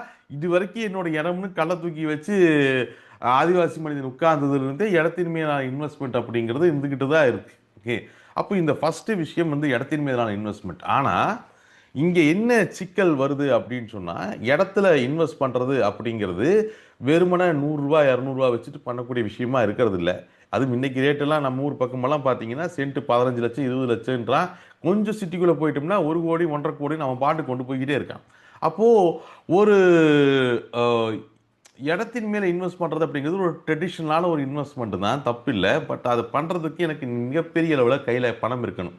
ஆனால் நான் சம்பாதிக்கும் பொழுது டெய்லியும் ஒரு 100 ரூபா மிச்சம் பண்ணுவேன். இல்லை ஒரு மாதத்துக்கு ஒரு 5000 10,000 மிச்சம் பண்ணுவேன். இந்த 10,000 மிச்சம் பண்ணி நான் சேர்த்து வச்சு இடம் வாங்கும்பொழுது இடத்தோட விலை 2 மடங்கு ஆயிடுது. சரி, லோனை வாங்கி இடம் வாங்கலான்னா லோன் வாங்குறதுக்கு இன்னைக்கு இல்லை ஹோம் லோன் 8% 9%, இது போக இன்ஃப்ளேஷன் ரேட்டையும் நான் கணக்கிடும் பொழுது இடம் அந்த அளவு ஏறும் பொழுது அந்த அளவுக்கு இது டேலி பண்ணுமா அப்படிங்கிற பிரச்சனையும் ஏற்படுது. அப்போ இடத்துல என்னால் 100 ரூபாய் 200 ரூபாய் வச்சுட்டு ஒரு இடத்துல இன்வெஸ்ட் பண்ண முடியுமா? இல்லை ஒரு 200 ரூபாய் 300 ரூபாய் இருந்துட்டு இடத்துல இன்வெஸ்ட் பண்ணால் அந்த அந்த வருமானத்தை என்னால் ஈட்டிக்க முடியுமா அப்படின்னா அதுக்கான வாய்ப்பு இருக்கானா? இருக்கு. ஆக்சுவலாக அது தெரியறது இல்லைங்கிறதா இங்கே பிரச்சனையே. நீங்கள் இடத்துல இன்வெஸ்ட் பண்ணணும்னா, அதாவது ரியல் எஸ்டேட்டில் இன்வெஸ்ட் பண்ணணும் அப்படின்னு சொன்னால் டப்பா நிறைய பணத்தை வச்சுட்டு சூட்கேஸ் வழியா பணத்தை வச்சுக்கிட்டு அந்த பணத்தை எடுத்துட்டு போய் ஒரு புரோக்கரை பிடிச்சி ஒரு நல்ல இடமா பார்த்து இல்லைன்னா ஏதோ ஒரு பக்கம் ஃப்ளாட்டை பார்த்து அந்த ஃப்ளாட்டை வாங்கி இன்வெஸ்ட் பண்ணணுங்கிற அவசியம் இல்லை. வெறுமனே 100 ரூபாய் 200 ரூபாய் இருந்தாலும் கூட இந்தியாவில் நீங்கள் இடத்துல இன்வெஸ்ட் பண்ணலாம். இந்த வாய்ப்பு எப்படி நம்மளுக்கு கிடைக்குது அப்படின்னு சொன்னால் ரீட்னா ரியல் எஸ்டேட் இன்வெஸ்ட்மெண்ட் ட்ரஸ்ட். இப்போ உதாரணத்துக்கு நீங்கள் நம்ம கோயம்புத்தூர்ல இருக்கோம்ல, கோயம்புத்தூர்ல பார்த்தீங்கன்னா ஒரு ஃபேமஸான ஒரு மால்னா இந்த ப்ரூக்ஃபீல்ட்ஸ் மால். இந்த ப்ரூக்ஃபீல்ட் மால் என்ன பண்ணுறான், சிட்டிக்கு நடுவில் ஒரு 10 ஏக்கராவை வாங்கி அதில் ஒரு கமர்ஷியல் பில்டிங், ப்ரூக்ஃபீல்ட்ஸ் மால் அப்படிங்கிறது ஒரு கமர்ஷியல் பில்டிங். அதில் மிகப்பெரிய ஒரு கமர்ஷியல் பில்டிங்கை கட்டி அது கடைகளை கட்டி அதில் வாடகைக்கு விடுறான். இதில் அந்த ப்ரூக்ஃபீல்ட்ஸ்க்கு அந்த கடைகள் வாடகைகள், ப்ரூக்ஃபீல்ட்ஸ் உங்களுக்கு எவ்வளோ கடை இருக்குதுன்னு தெரியும், நிறைய பேர் போயிருப்பீங்க. அந்த கடையோட வாடகை அப்படிங்கிறது அவனுடைய வருமானம், இந்த ப்ரூக்ஃபீல்ட்ஸ் கட்டின நிறுவனனுடைய வருமானம். ஓகே, சரி, இது வந்து ஒரு நல்ல ப்ராஃபிட்டபிளான பிஸ்னஸ். ஒரு சிட்டிக்கு நடுவில் ஒரு 10 ஏக்கராவை பிடிக்க வேண்டியது ஒரு மிகப்பெரிய காம்ப்ளெக்ஸ், ஒரு கமர்ஷியல் காம்ப்ளெக்ஸ், ஒரு மாலை கட்டுறோம். அதில் நூற்றுக்கணக்கான கடைகள் அதில் வாடகை வருமானம் அப்படிங்கிற ப்ரூக்ஃபீல்ட்ஸ் மாலில் ஒரு கடையோட வாடகை எவ்வளோன்னு உங்களுக்கு நல்லா தெரியும். மெயின்டெனன்ஸ் எல்லாமும் போக எப்படி இருந்தாலும் குறைஞ்சது எனக்கு 50% 60% வரைக்கும் எனக்கு அதில் லாபம் நிற்கிது ப்ரூக்ஃபீல்ட்ஸ் மால். சரி, அவ்வளோ பணத்துக்கு இந்த ப்ரூக்ஃபீல்ட்ஸோட ஓனர் எங்கே போனார்? அதான் கேள்வி. இவ்வளோ பெரிய சிட்டிக்கு நடுவில் ஒரு 10 ஏக்கரா வாங்கி, சிட்டிக்கு நடுவில் ஒரு 10 ஏக்கரா வாங்கி இவ்வளோ பெரிய வருமானத்தை அவர் பண்ணணும் அப்படின்னு சொல்லி, இவ்வளோ பெரிய காம்ப்ளெக்ஸ் அவர் கட்டணும்னு சொன்னால் அவருக்கு கோடி கணக்கில் பணம் தேவைப்படும். இந்த பணத்தை எல்லாத்தையும் அவர் கையில் ரெடியாக வச்சுட்டு இந்த பில்டிங் கட்டினாருன்னு நினச்சிங்கன்னா தப்பு. சரி, ரெண்டாவது அவர் இது எல்லாத்தையும் ஒரு லோன் வாங்கி பண்ணிட்டாரு, அப்புறம் வருமானம் வந்ததுக்கப்புறம் லோனை அடைக்கிறாரு அப்படின்னு நீங்கள் அப்படிங்கிற ஆங்கிளில் நீங்கள் யோசிச்சிங்கனாலும் இது தப்பு. ஏன்னா இந்த மாதிரியான இடத்த வாங்கி பில்டிங் கட்டும் பொழுது இந்த பில்டிங் ஒரு வருஷத்துல முடியுமா, 2 வருஷம், நம்மளாலே வீடு கட்டினாலே 4 வருஷம் கட்டுறோம், நம்ம பார்த்துட்டு தான் இருக்கிறோம். அப்போ இவ்வளோ பெரிய காம்ப்ளெக்ஸ் மேலே கட்டி முடிக்கிறதுக்கு 1 வருஷத்துல முடியுமா, 2 வருஷத்துல முடியுமா, 10 வருஷத்துல முடியுமா அப்படிங்கிறதெல்லாம் நம்மளுக்கு தெரியாது. அப்போ நான் பேங்க் லோன் வாங்கிட்டேன்னா பேங்க் லோனு நீங்கள் பொறுமையாக நீங்கள் வீடெல்லாம் கட்டி அதுக்கு புண்ணியோஜனையெல்லாம் பண்ணி அதுக்கப்புறமா எனக்கு கடன் கட்ட ஆரம்பிங்கன்னு சொல்ல மாட்டான். எந்த ஒரு லோன் வாங்கினாலுமே, எஜுகேஷன் லோனை தவிர எந்த ஒரு லோனை வாங்கினாலுமே இம்மீடியட்டாக என்ன ஆயிடுது அப்படின்னு சொன்னால் உடனடியாக நம்ம அடுத்த மாதத்துலேருந்து அந்த இஎம்ஐ அப்படிங்கிறத கட்டியாக வேண்டிய கட்டாயத்துக்குள்ளே நம்ம வர்றோம், கட்டியாக வேண்டிய கட்டாயத்துக்குள்ளே நம்ம வந்துடுறோம். அப்போது இதுவும் சாத்தியம் இல்லை. இவ்வளோ பெரிய ப்ரூக்ஃபீல்ட்ஸ் ஓனர் இருக்குது. அப்போ இவர் என்ன பண்ணுறாருன்னா, இந்த ப்ரூக்ஃபீல்ட்ஸோடைய ஓனர் இந்த இந்த பில்டிங்கை கட்டுறதுக்கு, இந்த ப்ரூக்ஃபீல்ட்ஸ் அப்படின்னு சொல்லக்கூடிய இந்த மிகப்பெரிய ஷாப்பிங் காம்ப்ளெக்ஸ் கட்டுறதுக்கு லோனும் போக முடியாது, கையிலையும் பணம் இல்லை. அதனால என்ன பண்ணுறாரு, மக்கள்கிட்ட பணத்தை வாங்கி அதன் மூலியமா கட்டுறாரு. இது எப்படி இவர் பண்றாரு அப்படின்னு சொன்னா, ரீட், அதாவது ரியல் எஸ்டேட் இன்வெஸ்ட்மெண்ட் ட்ரஸ்ட் அப்படின்னு சொல்லி ஒரு அமைப்பை உருவாக்குறாரு. இந்த ரியல் எஸ்டேட் இன்வெஸ்ட்மெண்ட் ட்ரஸ்ட்டை கவர்மெண்ட்ல ரிஜிஸ்டர் பண்றாரு. அப்புறம் இந்த செபி அப்படின்னு இருக்குல்ல, security exchange board of India, இந்த அமைப்பை கான்டாக்ட் பண்ணி இதுக்கு சம்பந்தமான டாக்குமெண்ட்டுகளை கொடுத்து இந்த ரீட் அப்படின்னு சொல்லக்கூடிய இந்த இன்வெஸ்ட்மெண்ட் ட்ரஸ்டினுடைய, ரியல் எஸ்டேட் இன்வெஸ்ட்மெண்ட் ட்ரஸ்டினுடைய பங்குகளை பங்குச்சந்தையில் லிஸ்ட் பண்ணுறாரு. ஓகே, இது சாதாரண ஈக்விட்டி இல்லை, இது ஸ்டாக் மார்க்கெட்டுன்னு நினச்சிட்டு நிறைய பேர் என்ன நினைக்கிறீங்கன்னா வெறும் கம்பெனிகளுடைய ஷேர்ஸு இதாக இருக்கும் அப்படின்னு. ஸ்டாக் மார்க்கெட்டில் வெறும் கம்பெனிகளுடைய ஷேர்ஸ் மட்டும் இருக்கிறது இல்லை. ஸ்டாக் மார்க்கெட்டில் கம்பெனிகளுடைய ஷேர்ஸு, ரீட்ஸு, இன்வைட்ஸு, இடிஎஃப்ஸு, அது போக டெரிவேட்டிவ் மார்க்கெட்டுன்னு ஏகப்பட்ட ப்ராடக்ட்டுகள் இருக்குது. ஓகே, ஏகப்பட்ட ப்ராடக்ட். இப்போ இட்லி கடைனா வெறும் இட்லி மட்டும் தான் வச்சுருப்பாங்க அப்படிங்கிற மாதிரி அர்த்தம் இல்லை. இட்லி கடையில் தோசையும் சுடுவான், சப்பாத்தியும் போடுவான், இந்த மாதிரி நிறைய ப்ராடக்ட் இருக்குல்ல. அந்த மாதிரி ஸ்டாக் மார்க்கெட்டுனா வெறும் கம்பெனியோடைய ஸ்டாக் தான் இருக்கும் அப்படின்றதுல அர்த்தம் இல்லை. ஸ்டாக் மார்க்கெட்டில் நிறைய ப்ராடக்ட்கள் இருக்குது. இப்போ இந்த ரீட் இருக்குல்ல, இந்த ரீட் அப்படிங்கிறது ரியல் எஸ்டேட் இன்வெஸ்ட்மெண்ட் ட்ரஸ்ட் இருக்கு இல்லையா, இதுவும் பங்குச்சந்தைகள்ல உங்களுக்கு கிடைக்கும். ரியல் எஸ்டேட் இன்வெஸ்ட்மெண்ட் ட்ரஸ்ட்டில் அதோட அமைப்பு எப்படி இருக்குன்னா, இப்போ ப்ரூக்ஃபீல்ட் ரியல் எஸ்டேட் இன்வெஸ்ட்மெண்ட் ட்ரஸ்ட்னு ஒரு ப்ராடக்ட் ஸ்டாக் மார்க்கெட்டில் இருக்கும். இந்த Brookfield investment real estate investment ட்ரஸ்ட்டுங்கிறது ஒரு ட்ரஸ்ட்டு.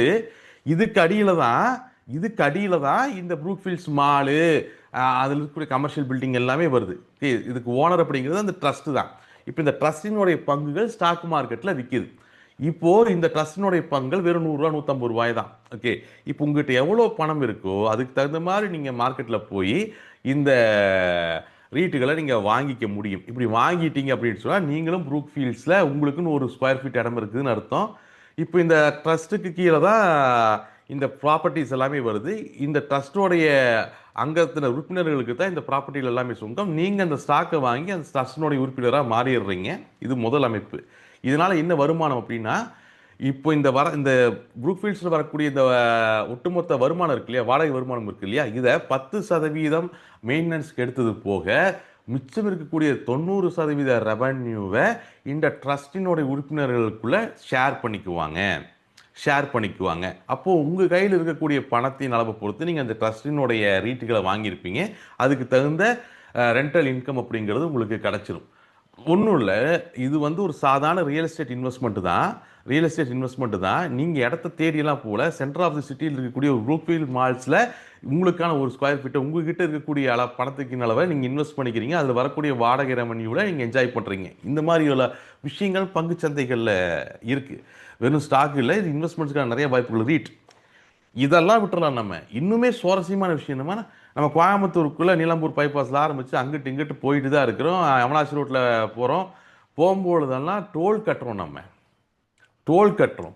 இந்த டோல் வருமானத்தில் நானும் சம்பாதிக்க முடியுமா அப்படின்னு சொன்னால் முடியும். அதுக்கு தான் இன்வைட்ஸ், அதாவது இன்ஃப்ராஸ்ட்ரக்சர் இன்வெஸ்ட்மெண்ட் ட்ரஸ்ட் அப்படிங்கிற விஷயம் இருக்குது. இன்ஃப்ராஸ்ட்ரக்சர் இன்வெஸ்ட்மெண்ட் ட்ரஸ்ட் இதுவுமே பங்குச்சந்தைகளில் இருக்குது. அதாவது இந்த மாதிரி ஒரு நேஷனல் ஹைவே இருக்குது அப்படின்னு சொன்னால் அவங்க ஒரு 5000 கிலோமீட்டருக்கு ரோடு போடுறாங்க அப்படின்னு சொன்னால் அதுக்கான பணம் கவர்மெண்ட் கிட்ட இல்லாமல் தான் அது கவர்மெண்ட் கான்ட்ராக்ட் விடுது. இவங்ககிட்டயும் 5000 கிலோமீட்டர் ரோடு போறதுக்கெல்லாம் காசெல்லாம் இருக்காது. அகைன் இவங்க லோன் வாங்கி ரோடு போட்டாலும் ரோடு முடியறதுக்கு 10 வருஷம் ஆயிரும். அப்போ இவங்க என்ன பண்ணுவாங்கன்னா இன்ஃப்ராஸ்ட்ரக்சர் இன்வெஸ்ட்மெண்ட் ட்ரஸ்ட் அப்படின்னு ஒரு ட்ரஸ்ட் உருவாக்கி அதில் மக்கள்கிட்ட பணத்தை வாங்குவாங்க. அதுக்கு பொதுவாக அந்த ட்ரஸ்டினுடைய பங்குகளை அந்த மக்களுக்கு தருவாங்க. அந்த ட்ரஸ்டின் அடியில் தான் அந்த ரோடுகள் போடப்படும். இந்த ரோடுகள் போடப்படுறது மூலியமா வரக்கூடிய இந்த டோல் வருமானங்கள் அப்படிங்கிறது இந்த ட்ரஸ்டினுடைய மெம்பர்களுக்கு எல்லாரும் பிரித்து எடுத்துக்குவாங்க. நீங்களும் உங்ககிட்ட ஒரு 60 ரூபா 70 ரூபா இருந்தாலும் கூட உங்க சக்திக்கேற்ப அந்த பங்குகளை, அந்த இன்வைட்ஸோடைய பங்குகளை வாங்கி நீங்களும் டோல் வருமானத்தில் ஒரு பகுதியை பெற்றுக்க முடியும். இந்த மாதிரியான வாய்ப்புகள் எல்லாம் இருக்கு. இதெல்லாமே இந்த ஃபிக்ஸ்டு டெபாசிட்டு போஸ்ட் பாஸ் ஸ்கீம்களை தாண்டியும் வருமானம் தரக்கூடியது அப்படின்னு சொல்லலாம். இந்த இன்வெஸ்ட்மெண்ட் ட்ரஸ்ட் அப்படிங்கிறது, இன்ஃப்ராஸ்ட்ரக்சர் இன்வெஸ்ட்மெண்ட் ட்ரஸ்ட் அப்படிங்கிறது வெறுமனா டோல்ஸ் மட்டும் இல்லை. நீங்கள் கவர்மெண்ட்டினுடைய பவர் ப்ராஜெக்ட்ஸில் ஆரம்பித்து என்னெல்லாம் இன்ஃப்ராஸ்ட்ரக்சர் ப்ராஜெக்ட்ஸ் இருக்கோ அதிலெல்லாம் இன்வெஸ்ட் பண்ணிக்க முடியும். இதுக்கான வாய்ப்புகள் இருக்குது. இதுக்கான வாய்ப்புகள் அப்படிங்கிறது நிறைய இருக்குது. ஸோ ரீட்ஸு, இன்வைட்ஸு, அதே மாதிரி துறை சார்ந்த இன்வெஸ்ட்மெண்ட்களை பண்ணுறதுக்கு இடிஎஃப்களும் இருக்குது, எக்ஸ்சேஞ்ச் ட்ரேடட் ஃபண்டு. ஓகே, நான் நேரத்தை அதிகமாக எடுத்துக்க விரும்பலை. ஸோ நான் கொஞ்சம் வேகமாக போகிறேங்கிறதுக்காக தப்பு எடுத்துக்காதீங்க. நம்ம ஏன்னா இது கடல், இந்த இன்வெஸ்ட்மெண்ட் ஃபீல்டு அப்படிங்கிறது கடல். ஓகே, கடல். உதாரணத்துக்கு நான் ஒரு விஷயம் பிஸ்னஸ் டைம்ஸில், பிஸ்னஸ் ஸ்டாண்டர்ட் பேப்பரில் வந்த அந்த பிஸ்னஸ் டைம்ஸுங்கிற ஒரு காலத்தில் வந்த ஒரு ஆர்டிக்கலை சொல்கிறேன். இதுக்கு என்ன முடிவு எடுக்கலாம் அப்படிங்கிறத நீங்கள் அது சார்ட்லேயோ இல்லை இதையோ சொல்லுங்கள். அந்த ஆர்டிக்கல் என்ன போட்டிருக்காங்கன்னா 2020, அதாவது கோவிட் காலகட்டம் முடிச்சது இல்லையா, 2020லிருந்து 2025 வரைக்கும் இந்தியாவில் பர்சனல், அதாவது இண்டிவிஜுவல் கார்கள், அதாவது தனக்குன்னு கார் வாங்கி கூடியவங்களோட எண்ணிக்கை வந்து கிட்டத்தட்ட 11% உயர்ந்திருக்கு. 2020லிருந்து 2025க்குள்ள இண்டிவிஜுவல் கார் வாங்குபவர்களுடைய எண்ணிக்கை அப்படிங்கிறது கிட்டத்தட்ட 11% உயர்ந்திருக்கு. ஒரு பாயிண்ட். ரெண்டாவது பாயிண்ட் என்ன அப்படின்னு சொன்னா, இந்த 2020லிருந்து 2025 காலகட்டத்துக்குள்ள, இந்த 2020லிருந்து 2025 காலகட்டத்துக்குள்ள கார் வாங்கினவங்களோட எண்ணிக்கையில 80% பேர் டீசல் பெட்ரோல் கார் வாங்கியிருக்கான். 80% பேர் டீசல் பெட்ரோல் கார் வாங்கியிருக்கான். 20% பேர் எலக்ட்ரிக்கல் கார் வாங்கியிருக்கான். ஓகே, இப்போ இந்த ஆர்டிகளோட ஒரு பகுதி நான் சொல்லியிருக்கேன், இந்த ஆர்டிகளோட ஒரு பகுதி நான் பேசியிருக்கேன். இந்த ஆர்டிகளோட ஒரு பகுதியில் நம்ம தெரிஞ்சுக்கிற விஷயம் என்னன்னா, 2020லிருந்து 25 வரைக்கும் கிட்டத்தட்ட இண்டிவிஜுவல் கார் வாங்கினோட எண்ணிக்கை 11% உயர்ந்திருக்கு. அதே நேரத்தில் இந்த கார் வாங்குறவங்கள 80% பெட்ரோல் டீசல் கார் வாங்கியிருக்காங்க, 20% பேர் எலக்ட்ரிக்கல் கார் வாங்கியிருக்காங்க. இது முதல் பகுதி இந்த ஆர்டிகளோட. இந்த டேட்டாக்களின் அடிப்படையில் வச்சு ரெண்டாவது பகுதி ஆர்டிக்கல் போகுது. ரெண்டாவது பகுதி ஆர்டிக்கல் என்ன சொல்றாங்கன்னா, ரெண்டாவது பகுதி ஆர்டிக்கல்ல இந்த மாதிரி அடுத்த 2025லிருந்து 2030க்குள்ள இந்த இண்டிவிஜுவல் கார் வாங்கக்கூடியவங்களோட எண்ணிக்கை 36% உயர்கிறான். 2020 2015 வரைக்கும் இண்டிவிஜுவல் கார் வாங்கலோட எண்ணிக்கை 11% உயர்ந்துருச்சு. ஆனா 2025லிருந்து 2030க்குள்ள அடுத்த 5 வருஷத்துல இந்த எண்ணிக்கை 36% மாறும் அப்படிங்கிறாங்க.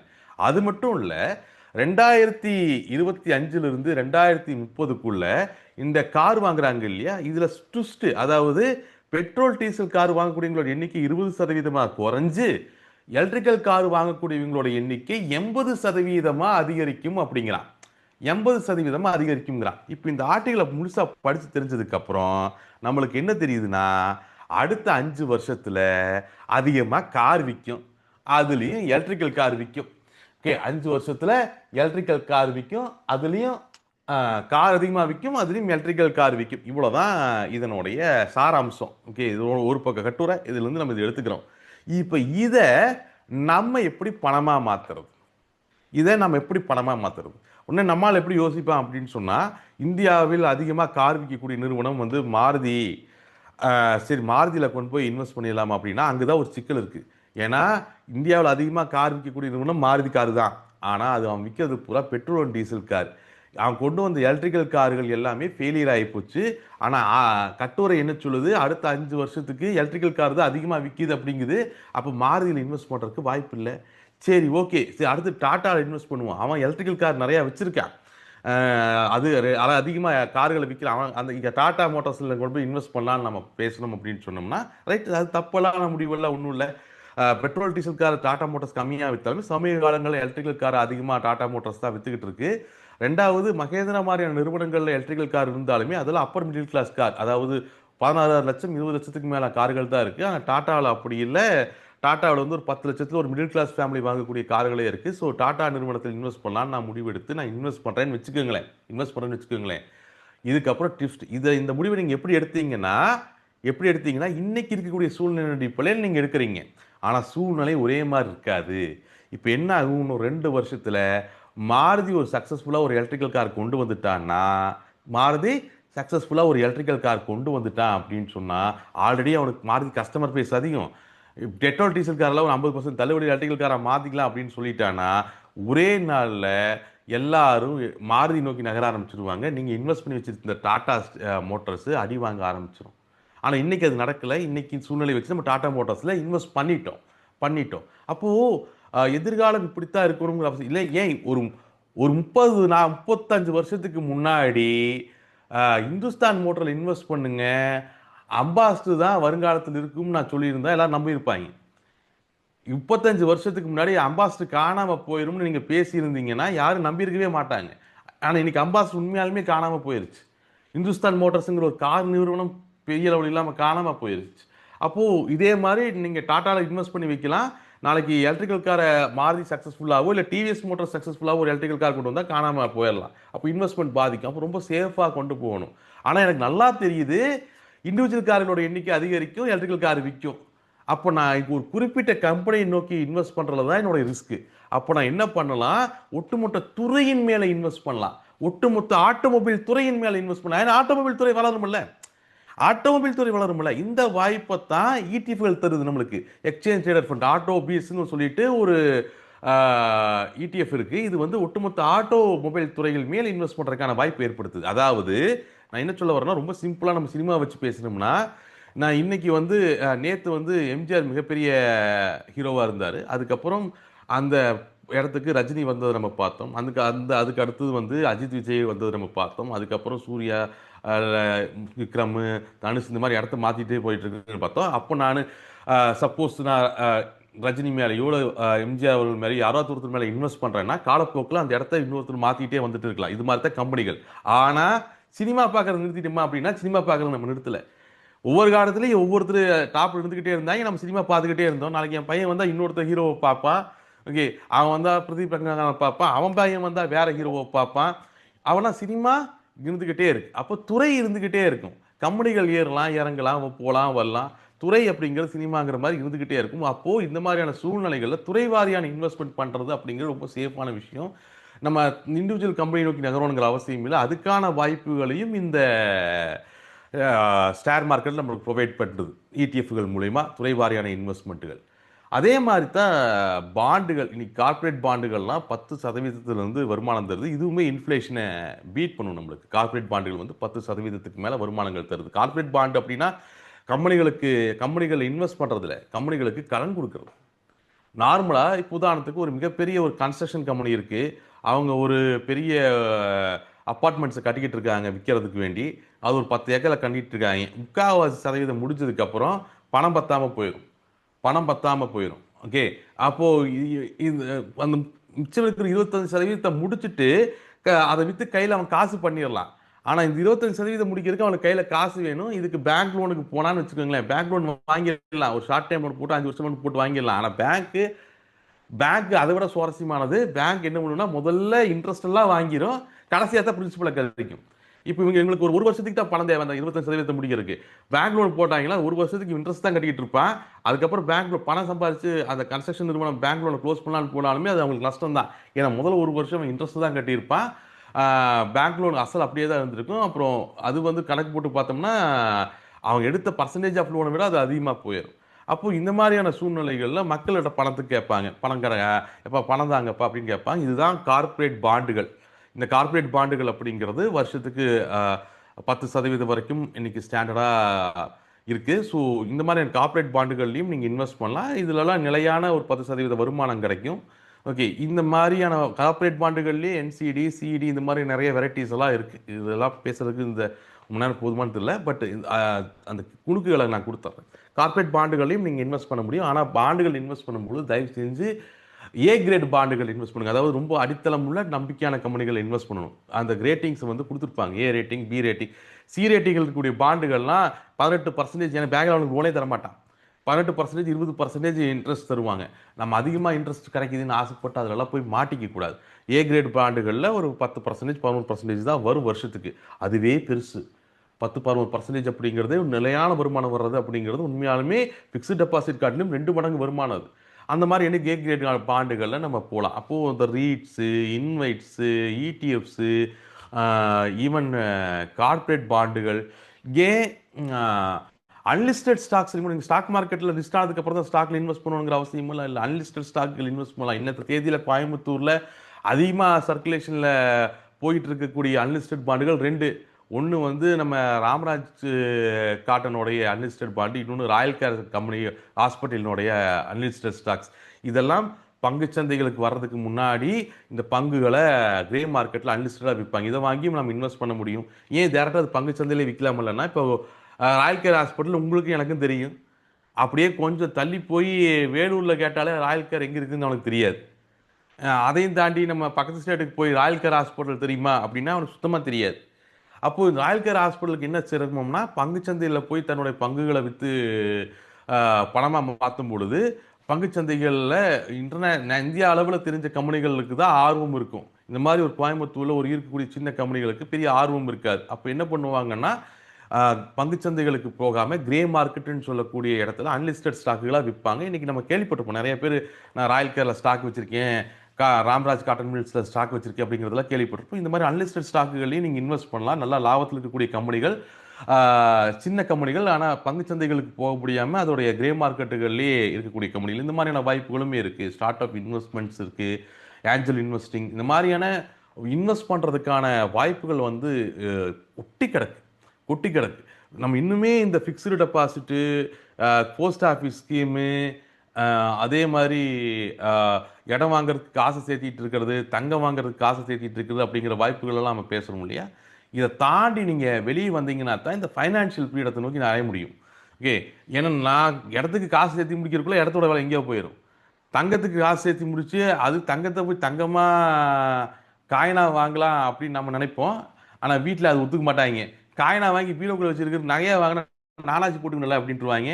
ரெண்டாவது காயினாக இருந்ததுன்னா பேங்க்கில் அடகு வைக்கவும் முடியாது. ஸோ இந்த மாதிரியான சிக்கல்கள் இருக்கும். ஸோ இதுக்கெல்லாமே வந்து ஸ்டாக் மார்க்கெட்டில் கோல்டு இடிஎஃப் மாதிரியான சொல்யூஷன்கள் இருக்குது. 100 ரூபா 50 ரூபா இருந்தாலும் கூட 100 ரூபா 50 ரூபா. இப்போ என்னுடைய காலகட்டத்தில் என்னுடைய அம்மா என்ன பண்ணுவாங்கன்னா, எங்கள் அப்பா செலவு கொடுக்குற காசில் அப்பப்போ 50 ரூபா 100 ரூபான்னு எடுத்து அந்த அரிசி குண்டால சேர்த்து வச்சுக்கிட்டே இருப்பாங்க. அது ஒரு 5000 ரூபா சேர்ந்ததுக்கப்புறம் கொண்டு போய் கடையில் தங்க காயின் வாங்குவாங்க.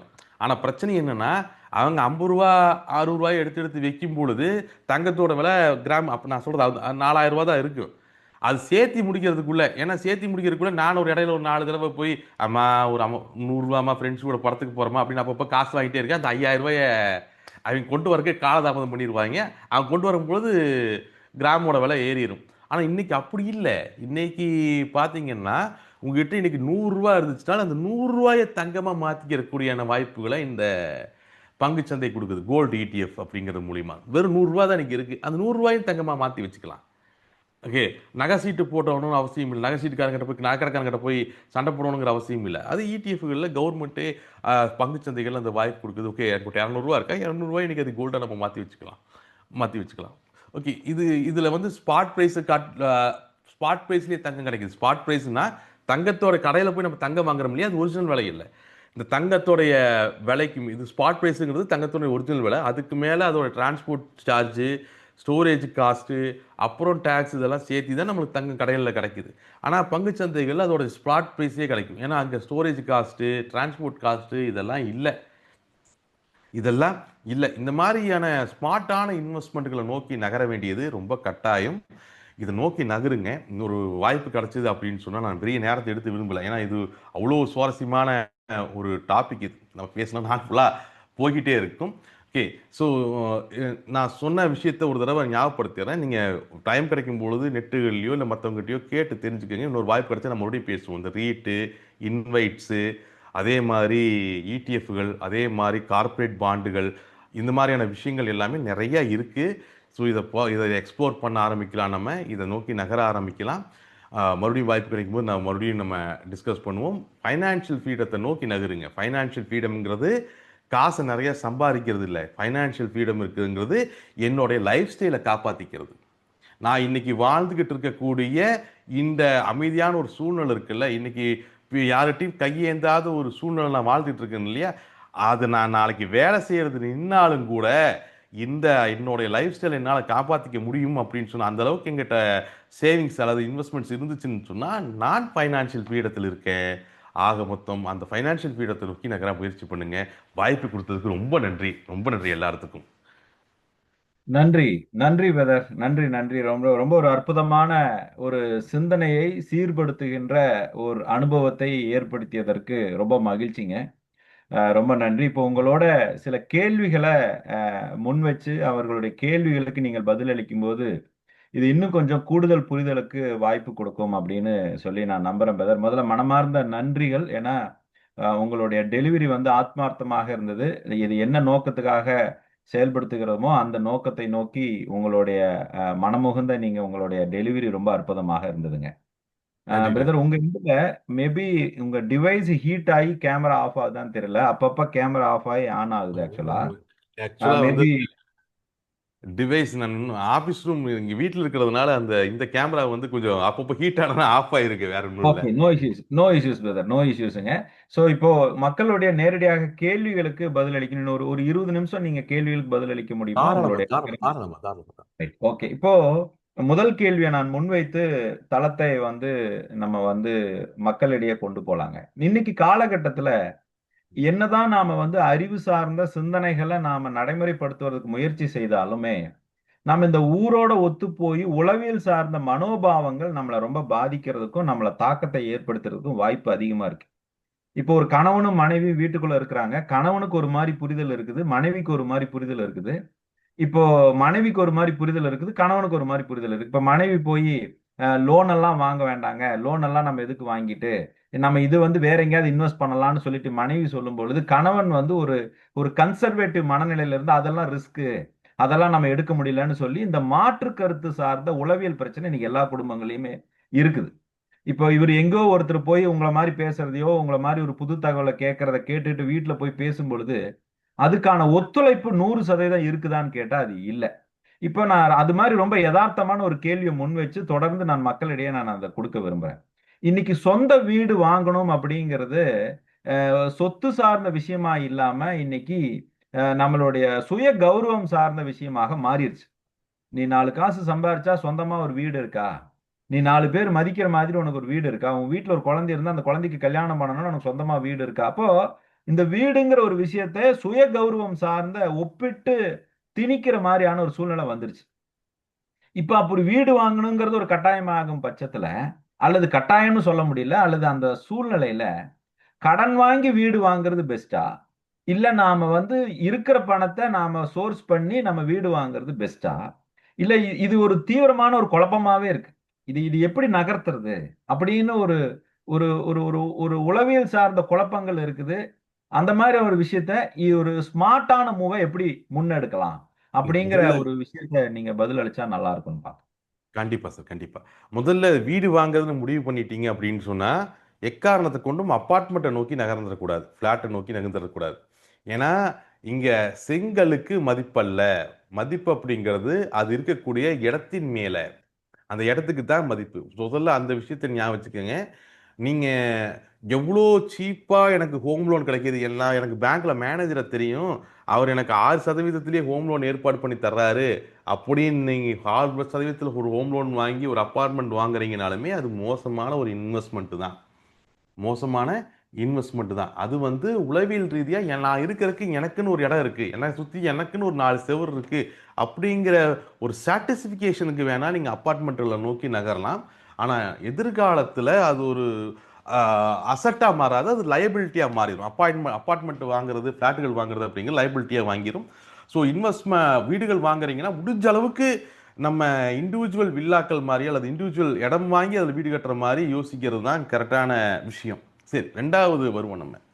ரெண்டாவது, லோன் வாங்கி வாங்குறது கரெக்டா, இல்லை இது காசு சேர்த்து வச்சு வாங்குறது கரெக்டா அப்படிங்கிறது. இதில் ரெண்டு விஷயத்த நீங்கள் அண்டர்ஸ்டாண்ட் பண்ணிக்கணும். இந்த இடம் அப்படிங்கிறத எடுத்துட்டோம்னு வச்சுக்கணும், சாதாரண இடம் அப்படிங்கிறத எடுத்துட்டோம்னா, லா ஆஃப் டிமாண்ட் அப்படிங்கிறது ரொம்ப கிளியராக ஒரு விஷயத்த சொல்லுது. லா ஆஃப் டிமாண்ட் அப்படி என்ன சொல்லுதுன்னா, ஒரு பொருளுக்கான டிமாண்ட் அதிகரிக்கும் பொழுது அந்த பொருளினோட விலை தொடர்ந்து ஏறிக்கிட்டே தான் இருக்கும் அப்படிங்கிறதுல எந்த ஒரு மாற்றமும் இல்லை, லா ஆஃப் டிமாண்டை பொறுத்த வரைக்கும். இப்போ அஹ், ஒரு பொருளுக்கான டிமாண்ட் எப்போ அதிகரிக்கும்னா தேவை ஏற்படும் பொழுது. உதாரணத்துக்கு, உலக அளவில் இருக்கக்கூடிய மக்கள் தொகை அப்படிங்கிறது வருஷ வருஷம் இல்லை, கிட்டத்தட்ட ஒவ்வொரு நாளுமே அதிகரிச்சுட்டு தான் வருது. உலக அளவில் இருக்கக்கூடிய மக்கள் தொகை அப்படிங்கிறது ஒவ்வொரு நாளுமே அதிகரிச்சுட்டு தான் வருது, அதில் எந்த விதமான குழப்பமும் இல்லை. ஆனால் உலக அளவில் இருக்கக்கூடிய இடத்தினுடைய பரப்பளவு அதிகரிக்குதா அப்படின்னு சொன்னால் இல்லை, அது எப்பவுமே சுருங்கிட்டு தான் வரும். கடல் அரிப்பு இந்த மாதிரியான காரணங்கட்டங்கள்னால அது சுருங்கிட்டே தான் வரும். இடத்தோட மதிப்பு, இடத்தோடைய அளவு அதிகரிக்காது. அப்போ ஆஸ் பாப்புலேஷன் அதிகரிக்குது, இடத்தினுடைய அளவு ஸ்கொயர் ஃபீட் கம்மியாயிட்டே வருது அப்படிங்கிற பொழுது, as per the demand and supply, இடத்தோடைய விலை அப்படிங்கிறது காலகாலத்துக்கு ஏறிக்கிட்டே தான் இருக்கும். இடையில சின்ன சின்ன ஏற்றம் இறக்கம்ங்கிறது எக்கனாமிக்ஸை பொறுத்த வரைக்கும் நடந்துட்டு தான் இருக்கு. அப்போ நீண்ட கால குறியீட்டில் பார்க்கும்பொழுது இடத்தோட விலை ஏறத்தான் செய்யும், அதில் குழப்பமே கிடையாது. சரி, அப்போ நான் லோன் வாங்கிடலாமா அப்படின்னு கேட்டிங்கன்னா, இந்த இடத்தோட விலை ஏறக்கூடிய சராசரி அப்படிங்கிறது நம்மளுக்கு 5%, 5%, 10% பொறுத்து, லொகேஷனை பொறுத்து மாறும். சிட்டிஸ் வந்து இல்லை கிராமப்புறங்களை சார்ந்து மாறும். அப்போ உங்களுடைய நீங்க எடுக்கக்கூடிய ஹோம் லோன் அப்படிங்கிறது, 8% கம்மியா இருந்தால் மட்டும்தான் நீங்க லோன் வாங்கி இடத்த வாங்குறத பத்தி யோசிக்கணும். அதிகபட்சம் 8 அல்லது 7% உங்களுக்கு ஹோம் லோன் கிடைச்சதுன்னா நீங்க வாங்கலாம்.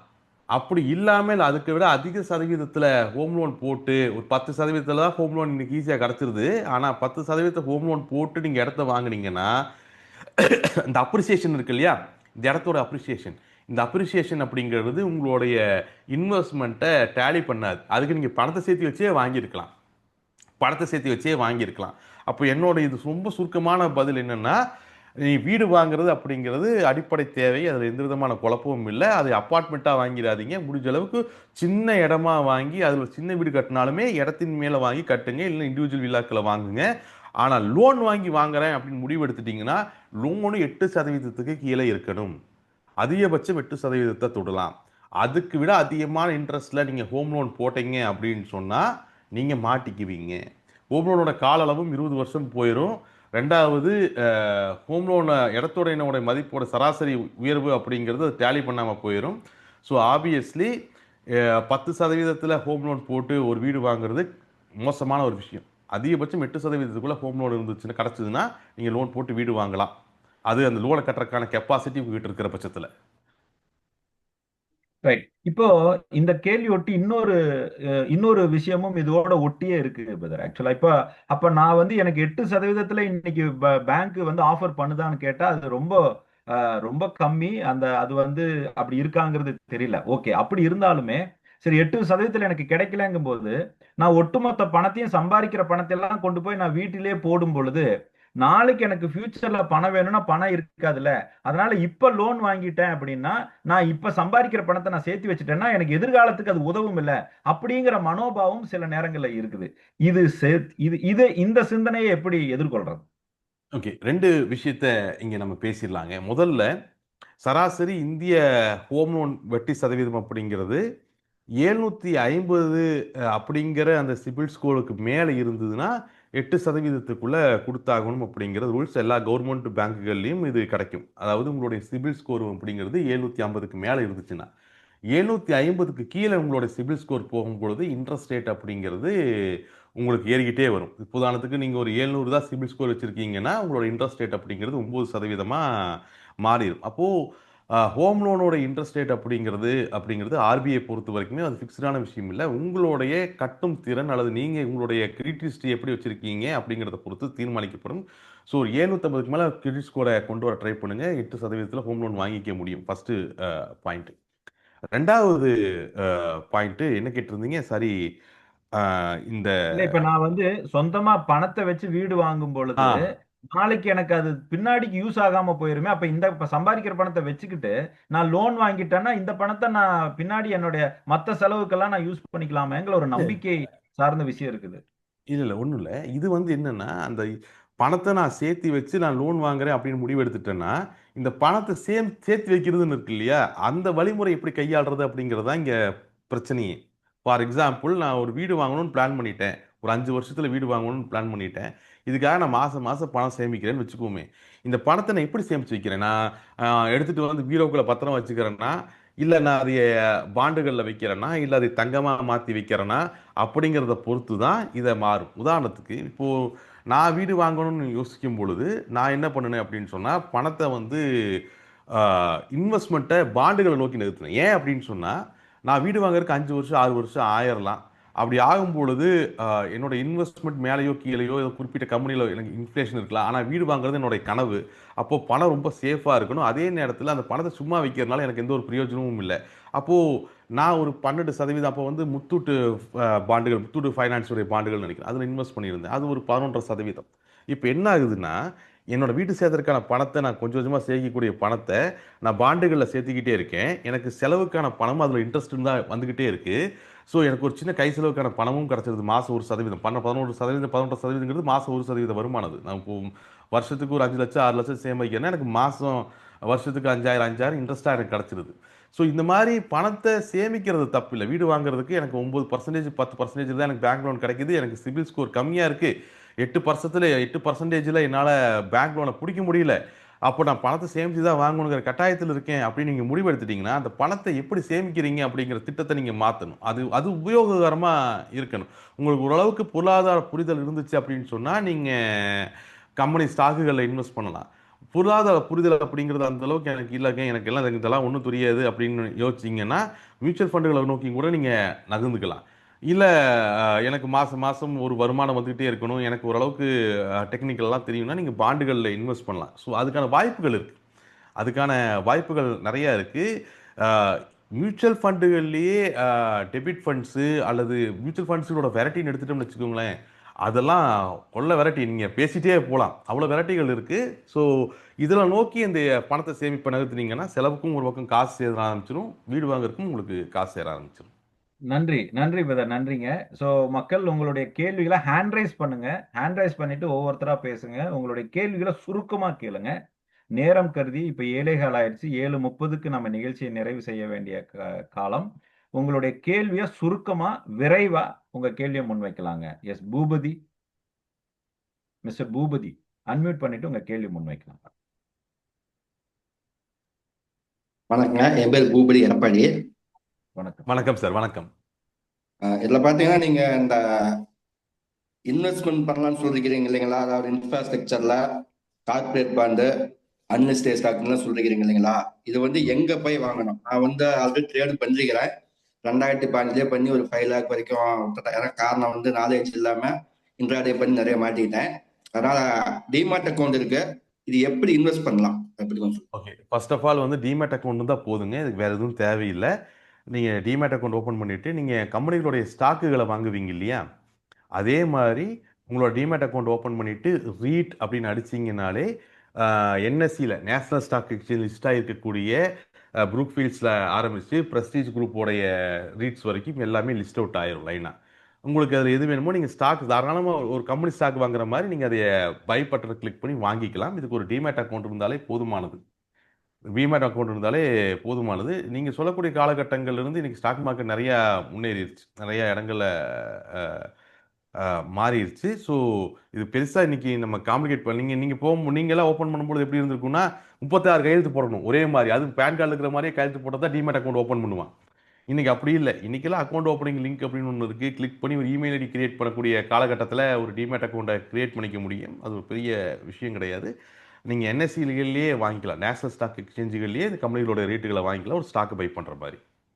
நன்றி, நன்றிங்க. அது மட்டும் இல்லைங்க பூபதி பிரதர். இப்ப இது வந்து இது வந்து ஒரு முயற்சி. மக்களுக்கு ஒரு விழிப்புணர்வு ஏற்படுத்துற முயற்சி. இது போன்ற விஷயங்கள அடுத்து நீங்க நம்மளுடைய இந்த வெல்த் கிளப்ல இது எப்படி கைட் பண்றது?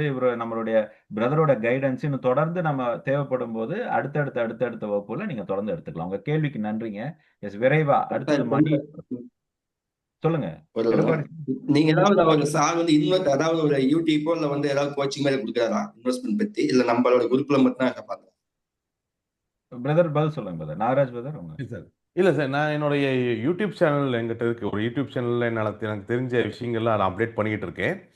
நீங்கள் யூடியூப்பில் போயிட்டு நாகராஜ் பாலசுப்ரமணியம் அஃபிஷியல் நடிச்சிங்கனாலே அந்த யூடியூப் சேனல்கள் வரும். ஓகே.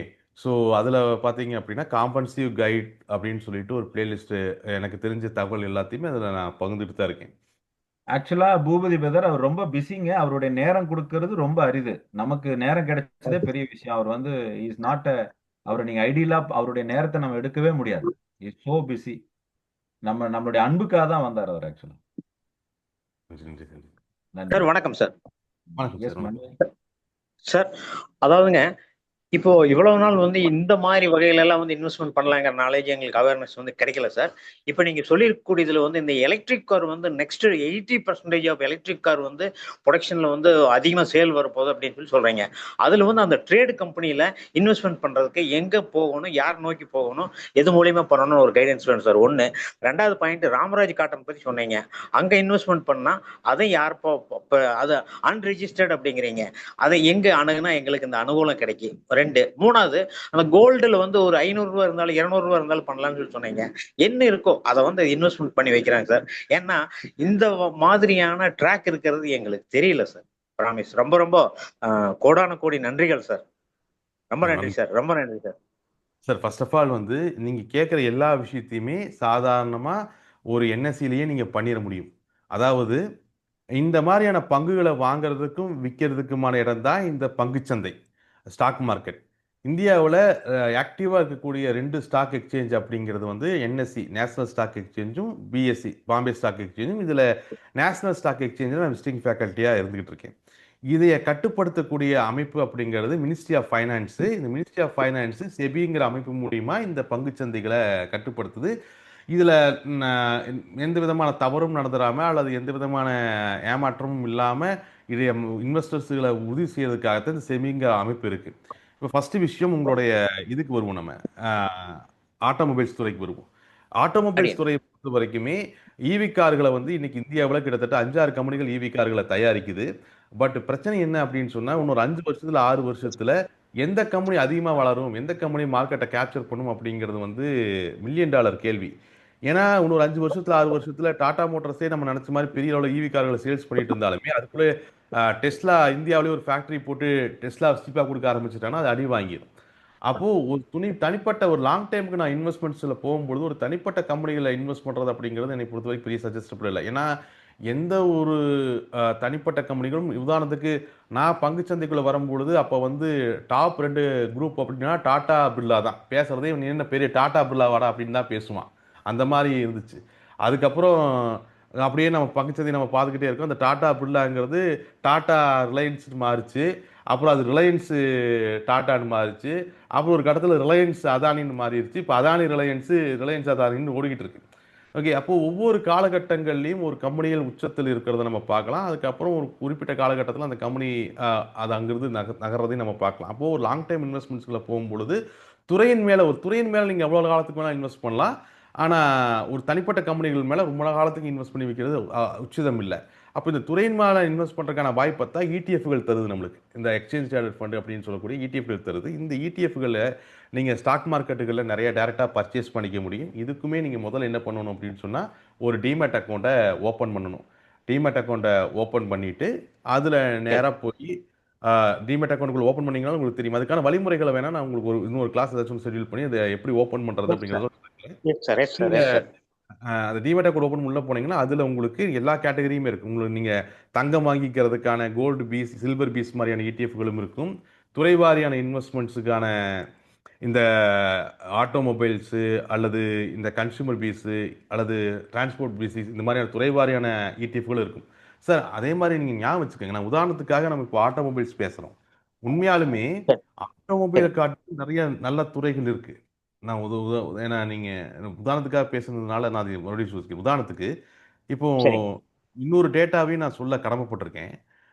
இந்தியாவில் கடந்த 5 வருஷத்துல பேஸ்ட் பிரஷ் யூஸ் பண்ணி பல்லு வளர்க்கக்கூடியவங்களோட எண்ணிக்கை கிராமப்புறங்கள்ல 45% உயர்ந்திருக்கு. நம்ம தமிழ்நாட்டை பத்தி பேசல. தமிழ்நாட்டை பற்றி பேசல. தமிழ்நாடு ஆல்ரெடி அந்த இலக்கை தாண்டிருச்சு. ஒட்டுமொத்த இந்தியாவிலையுமே கிராமப்புறங்களில் கையில் அல்லது குச்சிகளில் பல்லு விளக்கக்கூடிய எண்ணிக்கைகள் தான் அதிகமாக இருந்தது. கடந்த 5 வருஷத்தில் நீங்கள் பார்த்தீங்கன்னா பேஸ்ட் அண்ட் ப்ரஷ்ஷை யூஸ் பண்ணி பல்லு விளக்கக்கூடியவங்களோட எண்ணிக்கை 45% உயர்ந்திருக்கு, முக்கியமாக 2020க்கு மேலே. அப்படின்னா நீங்கள் ஒரு விஷயத்தை கணக்கு எடுத்து பாருங்களேன். ஒரு நாளைக்கு ஒரு ஆள் 1 கிராம் பேஸ்ட்டை யூஸ் பண்ணாருன்னா, ஒரு கிராம் பேஸ்ட் யூஸ் பண்ணாருன்னா, ஒரு நாளைக்கு பேஸ்ட்டோட தேவை மட்டும் எவ்வளோ இருக்கும்? இன்னொரு 10 வருஷத்துல இது 95% மாறி 95% பேஸ்ட் பெஸ்ட் தான் யூஸ் பண்ணுவான். அப்போ 95% மக்கள் டெய்லியும் பேஸ்ட் பெஸ்ட் இவ்வளோ பாப்புலேஷன் இருக்கக்கூடிய இடத்துல இவ்வளோ பேஸ்ட் பெஸ்ட் யூஸ் பண்ணா ஒரு நாளைக்கு ஒரு ஆள் 1 கிராம், அது ரீயூசபிள் கிடையாது. நீங்க பல்லு விளக்கி துப்பிட்டா வேலை முடிஞ்சு போச்சு. அப்போ எவ்வளோ தேவைப்படும்? இதே மாதிரி நீங்க ஒவ்வொரு நாளும் பேஸ்ட் மட்டும் இல்லாம எண்ணெயில் ஆரம்பிச்சு சோப்புல ஆரம்பிச்சு நீங்க யோசிச்சீங்கன்னா இது எவ்வளோ பெரிய இண்டஸ்ட்ரி. இது ஒவ்வொரு நாளும் உருவாய் அழிஞ்சுக்கிட்டே இருக்கும். ஒவ்வொரு நாளும் உருவாய் அழிஞ்சுக்கிட்டே இருக்கும். இதுதான் கன்சியூமர் குட்ஸ். இந்த குட்ஸுகள்லாம் வந்து அழிவில்லாத ஒரு விஷயம். இதையும் துறை சார்ந்த இன்வெஸ்ட்மெண்ட்களை நீங்க நோக்கி நகரலாம். இதுக்கான வாய்ப்புகளையும் ETF கொடுக்குது. இது போக நீங்க ஒரு சாதாரண ஒரு இளைஞனை கூப்பிட்டு ஒரு 25 வயசு இருக்கிற பையனை கூப்பிட்டு இன்னைக்கு எந்த இண்டஸ்ட்ரி பெருசா வளருது அப்படின்னு கேட்டீங்கன்னா அவன் ஒரு பெரிய லிஸ்ட் கொடுப்பான். உதாரணத்துக்கு அவன் என்ன சொல்லுவான்னா, இன்னைக்கெல்லாம் மக்கள் எல்லாம் சோம்பேறி ஆயிட்டாங்க, எப்போ பார்த்தாலும் காமர்ஸில் ஆர்டர் பண்ணுறாங்க, அமேசானில் ஆர்டர் பண்ணுறான், ஃப்ளிப்கார்ட்டில் தான் ஆர்டர் பண்ணுறான், காமர்ஸ் ஒரு பக்கம் வளருது அப்படின்பா. இன்னொரு பக்கம் சார் இப்போல்லாம் வந்து முதல்ல வீட்டில் மாவு வாங்கி கொடுத்துட்டு இருந்தோம், இப்போல்லாம் ஃபுட்டு இட்லியே வாங்கி கொடுக்குறோம், பூரா டொமேட்டோ ஸ்விக்கியில் தான் ஆர்டர் போட்டுக்கிட்டு இருக்கோம் அப்படிங்கிறான். இன்னொருத்த பக்கம் பிங்கிட்டுங்கிறான், ஸ்விக்கி இன்ஸ்டா மாட்டுங்கிறான். வீட்டுக்கு ஆர்டர் போட்டாலே பேஸ்ட் வாங்கினவங்க கூட இவன் கடைக்கு எந்திரிச்சு போகிறதில்ல, வீட்டுக்கு வந்துடுது. அப்போ இந்த துறைகள்லாம் வளர்ந்துட்டு இருக்கு அப்படின்னு அவங்க பேசுகிறாங்க. ஆனால் நீங்கள் உற்றுக்க படிச்சிங்கன்னா தெரியும், இந்த எல்லா துறையோட வளர்ச்சிக்கு பின்னாடியுமே டிரான்ஸ்போர்ட் அண்ட் லாஜிஸ்டிக் இருக்கு. இதில் எந்த துறை வளர்ந்தாலும் எந்த துறை வளர்ந்தாலுமே அதுக்கு பின்னாடி என்ன ஆகும்னா டிரான்ஸ்போர்ட் அண்ட் லாஜிஸ்டிக் வளர்ந்துக்கிட்டே இருக்கு. மக்கள் வந்து சோம்பேறித்தனத்தை நோக்கி நகர்ந்துட்டே இருக்காங்க. முதல்ல மாவாட்டுக்கு சோம்பேறித்தனம் போட்டு மாவு கடையில் போய் வாங்கிட்டு இருந்தோம். இப்போ மாவு ஊத்துறதுக்கு சோம்பேறித்தனம் போட்டு இட்லி கடையில் போய் வாங்கிட்டு இருந்தோம். இப்போ இட்லி கடையில் போய் வாங்குற சோம்பேறித்தனம் போட்டு அது ஸ்விக்கியில் ஆர்டர் போட்டுக்கிட்டு இருக்கோம். இந்த மாதிரி நம்ம நகர நம்மளுக்கு பின்னாடி டிரான்ஸ்போர்ட் அண்ட் லாஜிஸ்டிக்ஸ் துறை வளர்ந்துக்கிட்டே இருக்கும், அது அதிகரிச்சுக்கிட்டே இருக்கும். இந்த மாதிரியான நிறைய வாய்ப்புகள் இருக்கு. ஸோ துறை சாரியான இன்வெஸ்ட்மெண்ட்லேயே நீங்கள் பங்குச்சந்தைகள்லேயே பண்ணிக்க முடியும். அதுக்கு இதெல்லாம் நான் சொல்ல எல்லா விஷயத்தையுமே நீங்கள் ஒரு சாதாரண ஒரு டிமேட் அக்கௌண்ட் ஓப்பன் பண்ணிங்கனாலே பண்ணிக்க முடியும். ஆக்சுவலாக முதல்ல வந்து என்னென்னா, முதல்ல டிமேட் அக்கௌண்ட் எல்லாரும் எப்படி புதுசாக என்னன்னு தெரியல, பட் டிமேட் அக்கௌண்ட் என்னன்னு ஒரு வார்த்தை சொல்லிடுறேன் நான் புரியுதலுக்காக. டிமேட் அக்கௌண்ட்னா டிமெட்டீரியலைசேஷன் அக்கௌண்ட்னு அர்த்தம்.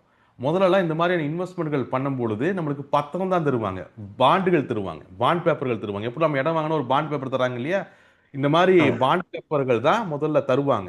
நம்ம ஸ்டாக்ல இன்வெஸ்ட் பண்ணாலோ ETF இன்வெஸ்ட் பண்ணாலோ இதெல்லாம் பண்ணால் ஸ்டாக் பாண்ட் பேப்பர்கள் வந்து காப்பியில் ஹார்ட் காப்பியை நம்ம கையில் கொடுப்பாங்க. ஆனால் அப்படி கொடுக்கும்பொழுது 2 பிரச்சனை இருந்துச்சு. ஒன்று என்ன அப்படின்னு சொன்னால் தொலைச்சிடுறது, பத்திரமா இருக்கட்டுன்னு பத்திரமா தூக்கி வைப்போம், அது அப்படியே காணாமல் போயிடும். நிறையா நேரங்கள் என்ன ஆகும்னா, அப்பா வாங்கி வச்சிருப்பாரு, அதை பற்றின தகவல் பையன்கிட்ட சொல்லாமையே அவர் காணாமல் போயிடுவார். அப்போது இதெல்லாம் இந்த மாதிரியான இஷ்யூக்கெல்லாம் இருந்துகிட்டு இருந்துச்சு. ரெண்டாவது என்னன்னா, ஒரு கட்டத்துக்கு மேலே டூப்ளிகேட் பாண்ட் பேப்பர்கள் அடிக்க ஆரம்பிக்கிற கும்பலும் பெருகிருச்சு. டூப்ளிகேட்டாக பாண்ட் பேப்பர்கள் அடிக்க ஆரம்பிக்கக்கூடிய கும்பலுமே பெரிய அளவில் பெருகிருச்சு. இது வந்து செபிகளுக்கு மிகப்பெரிய சிக்கலாக இருந்துச்சு. அதனால் ஒரு கட்டத்துக்கு மேலே என்ன பண்ணிட்டாங்கன்னா, இந்த மாதிரி பங்குகள் வாங்கும் பொழுது ஸ்டாக்குகள், ETFகள், ரீட்டுகள், கோல்டு பீஸ் இந்த மாதிரியான வாங்குகள் பொழுது நான் ஹார்ட் காப்பியாக தர மாட்டேன், நான் ரெசிப்டாக தான் தர்றேன் அப்படின்னு சொல்கிறாங்க. அந்த ரெசிப்டாக தர்றது அப்படின்னு சொன்னால் அதை வைக்கிறக்கூடிய இடம் வேணும். உதாரணத்துக்கு முதல்லலாம் நம்மளுக்கு இங்கிலாந்து லெட்டர் வரும், வீட்டுக்கு வந்து முக்கியமான தகவல்கள்லாம் இங்கிலாந்து லெட்டரில் வரும். இங்கிலாந்து லெட்டரில் வந்து என்ன பண்ணுவோம், முக்கியமான தகவலாம் படிச்சுட்டு அதை தூக்கிட்டு போய் பீரோ கடையில் வைப்போம், துணி கடையில் வைப்போம். ரொம்ப முக்கியமான லெட்டராக இருந்தால் சாமி படத்துக்கு பின்னாடி வைப்போம். அந்த அளவுக்கு முக்கியம் இல்லைன்னா அது டேபிள் மேலேயும் டிவி மேலேயும் 10 வருஷம் கலந்துக்கிட்டு இருக்கும். ஆனால் அதுக்கப்புறம் என்ன ஆகுது, இந்த முக்கியமான தகவல்கள்லாம் இப்போ நம்மளுக்கு இமெயிலில் வருது. இமெயிலில் வரும்பொழுது இந்த இமெயிலை தூக்கிட்டு போய் நம்ம சாமி படத்துக்கு முன்னாடியும் துணிக்கு நடுவுலையும் வைக்க முடியாது. அப்போ அதை வைக்கிறதுக்கான ஒரு இடம் தேவைப்படுது. அதுதான் இந்த இன்பாக்ஸ். அதை ப்ரொவைட் பண்ணுறதுக்கான கம்பெனிகள் தான் இந்த யாஹூ, கூகுள் இதெல்லாம். அதே மாதிரி தான் இப்போது இந்த ஷேர்களை, பங்குகளை செபி வந்து ஹார்ட் காப்பியை தர்றதில்ல, ஃபார்மேட்டில் தருது. அப்போது அதை வைக்கிறதுக்கான இடம் தான் இந்த ஃபார்மேட்டில் தரக்கூடிய இமெயில் வைக்கிறதுக்கான இடம் எப்படி இன்பாக்ஸோ அது மாதிரி இந்த ஃபார்மேட்டில் வரக்கூடிய ஸ்டாக்களை வைக்கிறதுக்கான இடம் தான் டிமேட் அக்கௌண்ட். இந்த டிமேட் அக்கௌண்ட் இருந்தாலே போதுமானது. நீங்கள் நான் சொன்ன இந்த ETFகள், ரீட்டுகள் இது எல்லாத்தையும் நம்ம வாங்கிக்க முடியும். ஸோ இடிஎஃப் இதுதான் இந்த டிமேட் அக்கௌண்ட்டுடைய அடிப்படை புரிதல். இந்த டிமேட் அக்கௌண்ட்டுகளை நீங்கள் எந்த ஒரு ட்ரேடிங் மெம்பர் ப்ரோக்கரேஜ் நிறுவனங்கள் மூலியமாகவோ இல்லை டேரெக்டாகவோ நீங்கள் ஓப்பன் பண்ணிக்கலாம். நம்ம ஒரு நாள் வாய்ப்பு கிடைச்சுன்னா அது எப்படி ஓப்பன் பண்ணுறது அப்படிங்கிறதையும் நம்ம பேசலாம். தப்பு சிறப்பு இல்லை. சிறப்பு. நன்றி நன்றி பிரதர், நன்றி. அடுத்து விரைவா, ரொம்ப விரைவா Silambarasan. Sir, if you don't mind, can I put a small suggestion? Yeah, yes sure. Yes brother. Can I tell? Sir, இந்த சார் சொன்ன மாதிரி இன்வெஸ்ட்மெண்ட்க்கு நிறைய ஆப்பர்ச்சுனிட்டிஸ், நிறைய செக்டர்ஸ் இருக்கு. நம்ம குரூப்ல அட்லீஸ்ட் இனிஷியல் ஸ்டேஜஸ்ல ஒரு ப்ராப்பர் கன்சல்டன்ட்டை கன்சல்ட் பண்ணி எது பெட்டரோ அது மூலமா இன்வெஸ்ட் பண்ணி, நமக்கு டைம் இல்லை அவ்வளோ, எந்த இது போகும் எது போகாது, ப்ராப்பர் அட்வைசரை சூஸ் பண்ணி அவங்க மூலமா இன்வெஸ்ட் பண்றது பெட்டர்னு நான் ஃபீல் பண்றேன். நன்றி நன்றி பிரதர், நன்றி நன்றி நன்றி. எஸ் சிலம்பரசன், உங்க கேள்வி முன்வைங்க. Yes sir, morning sir. Last 4 years என்னோட சிபில் ஸ்கோர் வந்து 600 தான் இருக்கு எனக்கு. ஆக்சுவலா இப்போ ஃபியூச்சர்ல நான் வீடு வாங்குற மாதிரி இருந்தா எனக்கு சிபில் ஸ்கோர் இன்க்ரீஸ் பண்ணி வாங்குறதுக்கு சான்ஸ் கிடைக்க பேங்க் வந்து லோன் கொடுப்பாங்களா? இல்லை, சிபில் ஸ்கோர் இன்க்ரீஸ் பண்ணுறதுக்கு வாய்ப்பு இருக்கா அப்படின்னு சொன்னால் வாய்ப்பு இருக்குது. பட் 600லேருந்து நீங்கள் சிபில் ஸ்கோர் இன்க்ரீஸ் பண்ணணும் அப்படின்னு சொன்னால் அட்லீஸ்ட் உங்களுக்கு ஒரு 6 வருஷமாச்சும் தேவைப்படும் சார். இப்போ எக்ஸாக்டா 675 இருக்கு சார். என்ன சார்? எக்ஸாக்டா 675 இருக்கு சார். 675 675 நார்மலாக 675 இருக்கு அப்படின்னு சொன்னா லோன்ல ஏதாச்சும் இஎம்ஐ மிக்ஸ் பண்ணியிருப்போம், இல்லைன்னா கிரெடிட் கார்டுகளில் சில விளையாடுகளை தவறுகள் நடந்திருக்கும். இதுதான் முக்கியமான காரணமா இருக்கும் 675 இருக்கிறது அப்படிங்கிறது. இந்த ரெக்கார்டு வந்து 5 இயர்ஸ் ரெக்கார்டு மெயின்டைன் ஆகிட்டு இருக்கும். அட்லீஸ்ட் உங்களுக்கு 5-6 வருஷமாச்சு தேவைப்படும் இந்த சிபில் ஸ்கோர் நீங்க முன்னேற்றுறதுக்கு. பட் ஷார்ட் டேர்ம் வேலை என்ன பண்ணணும்னா உங்களுடைய கிரெடிட் ஹிஸ்டரியை நீங்க ஸ்ட்ராங் பண்ணணும். இது வேகமா பண்ணணும்னா கிரெடிட் ஹிஸ்டரியை ஸ்ட்ராங் பண்றதுன்னா என்னன்னா சின்ன சின்ன லோன்களை வாங்க ஆரம்பிங்க. அதாவது இந்த பேங்குகள்ல வந்து நீங்க வச்சிருக்க அக்கௌண்ட் வச்சிருக்கக்கூடிய பேங்குகள்லயே வந்து 30,000 40,000 அப்படின்னு சின்ன சின்ன கையூட்டுகள் தருவாங்க இல்லையா பேங்க் லோன். இப்போ ஆப்லாம் வாங்கிடாதீங்க. ஏதோ ஆப் இன்ஸ்டால் பண்ணி அதில் வாங்கிடாதீங்க. உங்களோட பேங்குகளில் உங்களோட பேங்க் இஎம்ஐ நெட் பேங்கிங்கில் தருவாங்க. அதை வாங்கி கரெக்டாக கட்டிக்கிட்டே இருந்தீங்கன்னா உங்களுடைய கிரெடிட் ஹிஸ்டரி ஸ்டேபிள் ஆக ஆரம்பிக்கும், வேகமாக சிபில் ஸ்கோர் முன்னேற ஆரம்பிக்கும். ஓகே, நன்றி சார். பிரதர் நீங்க முடிச்சிருங்க. நாராஜ் பிரதர் நீங்க சொல்ல வந்ததை முடிச்சிருங்க. சப்போஸ் நீங்க கிரெடிட் கார்டு வச்சிருந்தீங்கன்னா கிரெடிட் கார்டுல வந்து பாதிக்கு மேல அமௌண்ட்டை ஸ்பெண்ட் பண்ணாதீங்க.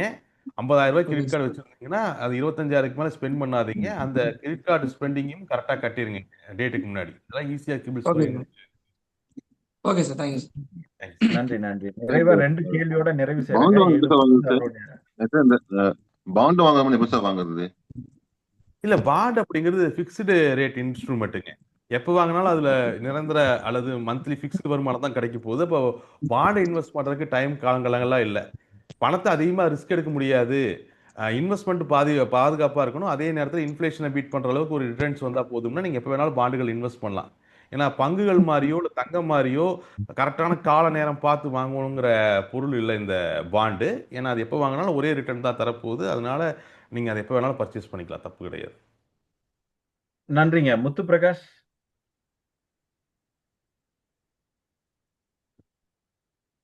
நீங்க மியூட்ல இருக்கீங்க.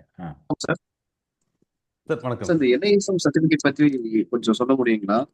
அப்புறம் எனக்கு இன்னொரு கேள்வி சார், அன்லிஸ்டட் ஷேர்ஸ் வந்து டிமெட் அக்கௌண்ட்ல வாங்க முடியுமா? அதுல லிக்விடிட்டி எப்படி இருக்கும் சொல்லுங்க சார். தேங்க்யூ. 2 விஷயம். ஃபர்ஸ்ட் என்ஐஎஸ்எம் அப்படிங்கிறது செபி நடத்தக்கூடிய ஒரு எக்ஸாம். என்ஐஎஸ்எம்ல நிறைய பேப்பர்கள் இருக்கு. உதாரணத்துக்கு என்ஐஎஸ்எம்ல கிட்டத்தட்ட நீங்க என்ஐஎஸ்எம் 5 எடுத்துட்டீங்கன்னா அது மியூச்சுவல் ஃபண்ட் டிஸ்ட்ரிபியூட்டர் ஆகிறதுக்கான தகுதி எழுத்து தேர்வு என்ஐஎஸ்எம் 5. இதே என்ஐஎஸ்எம் 6 இருக்கு, அது நீங்க ரிசர்ச் அனலிஸ்ட் ஆகிறதுக்கான தகுதி தேர்வு. ஸ்டாக் மார்க்கெட்டோடைய அடிப்படை புரிதல்களை நீங்க தெரிஞ்சுக்கணும்னா என்ஐஎஸ்எம் ஈக்விட்டி அண்ட் டெரிவேட்டிவ் பேப்பர்களை எழுதலாம். நீங்க இன்வெஸ்ட்மெண்ட் அட்வைசரா மாறணும்னா என்ஐஎஸ்எம் ஐஏ பேப்பரை நீங்க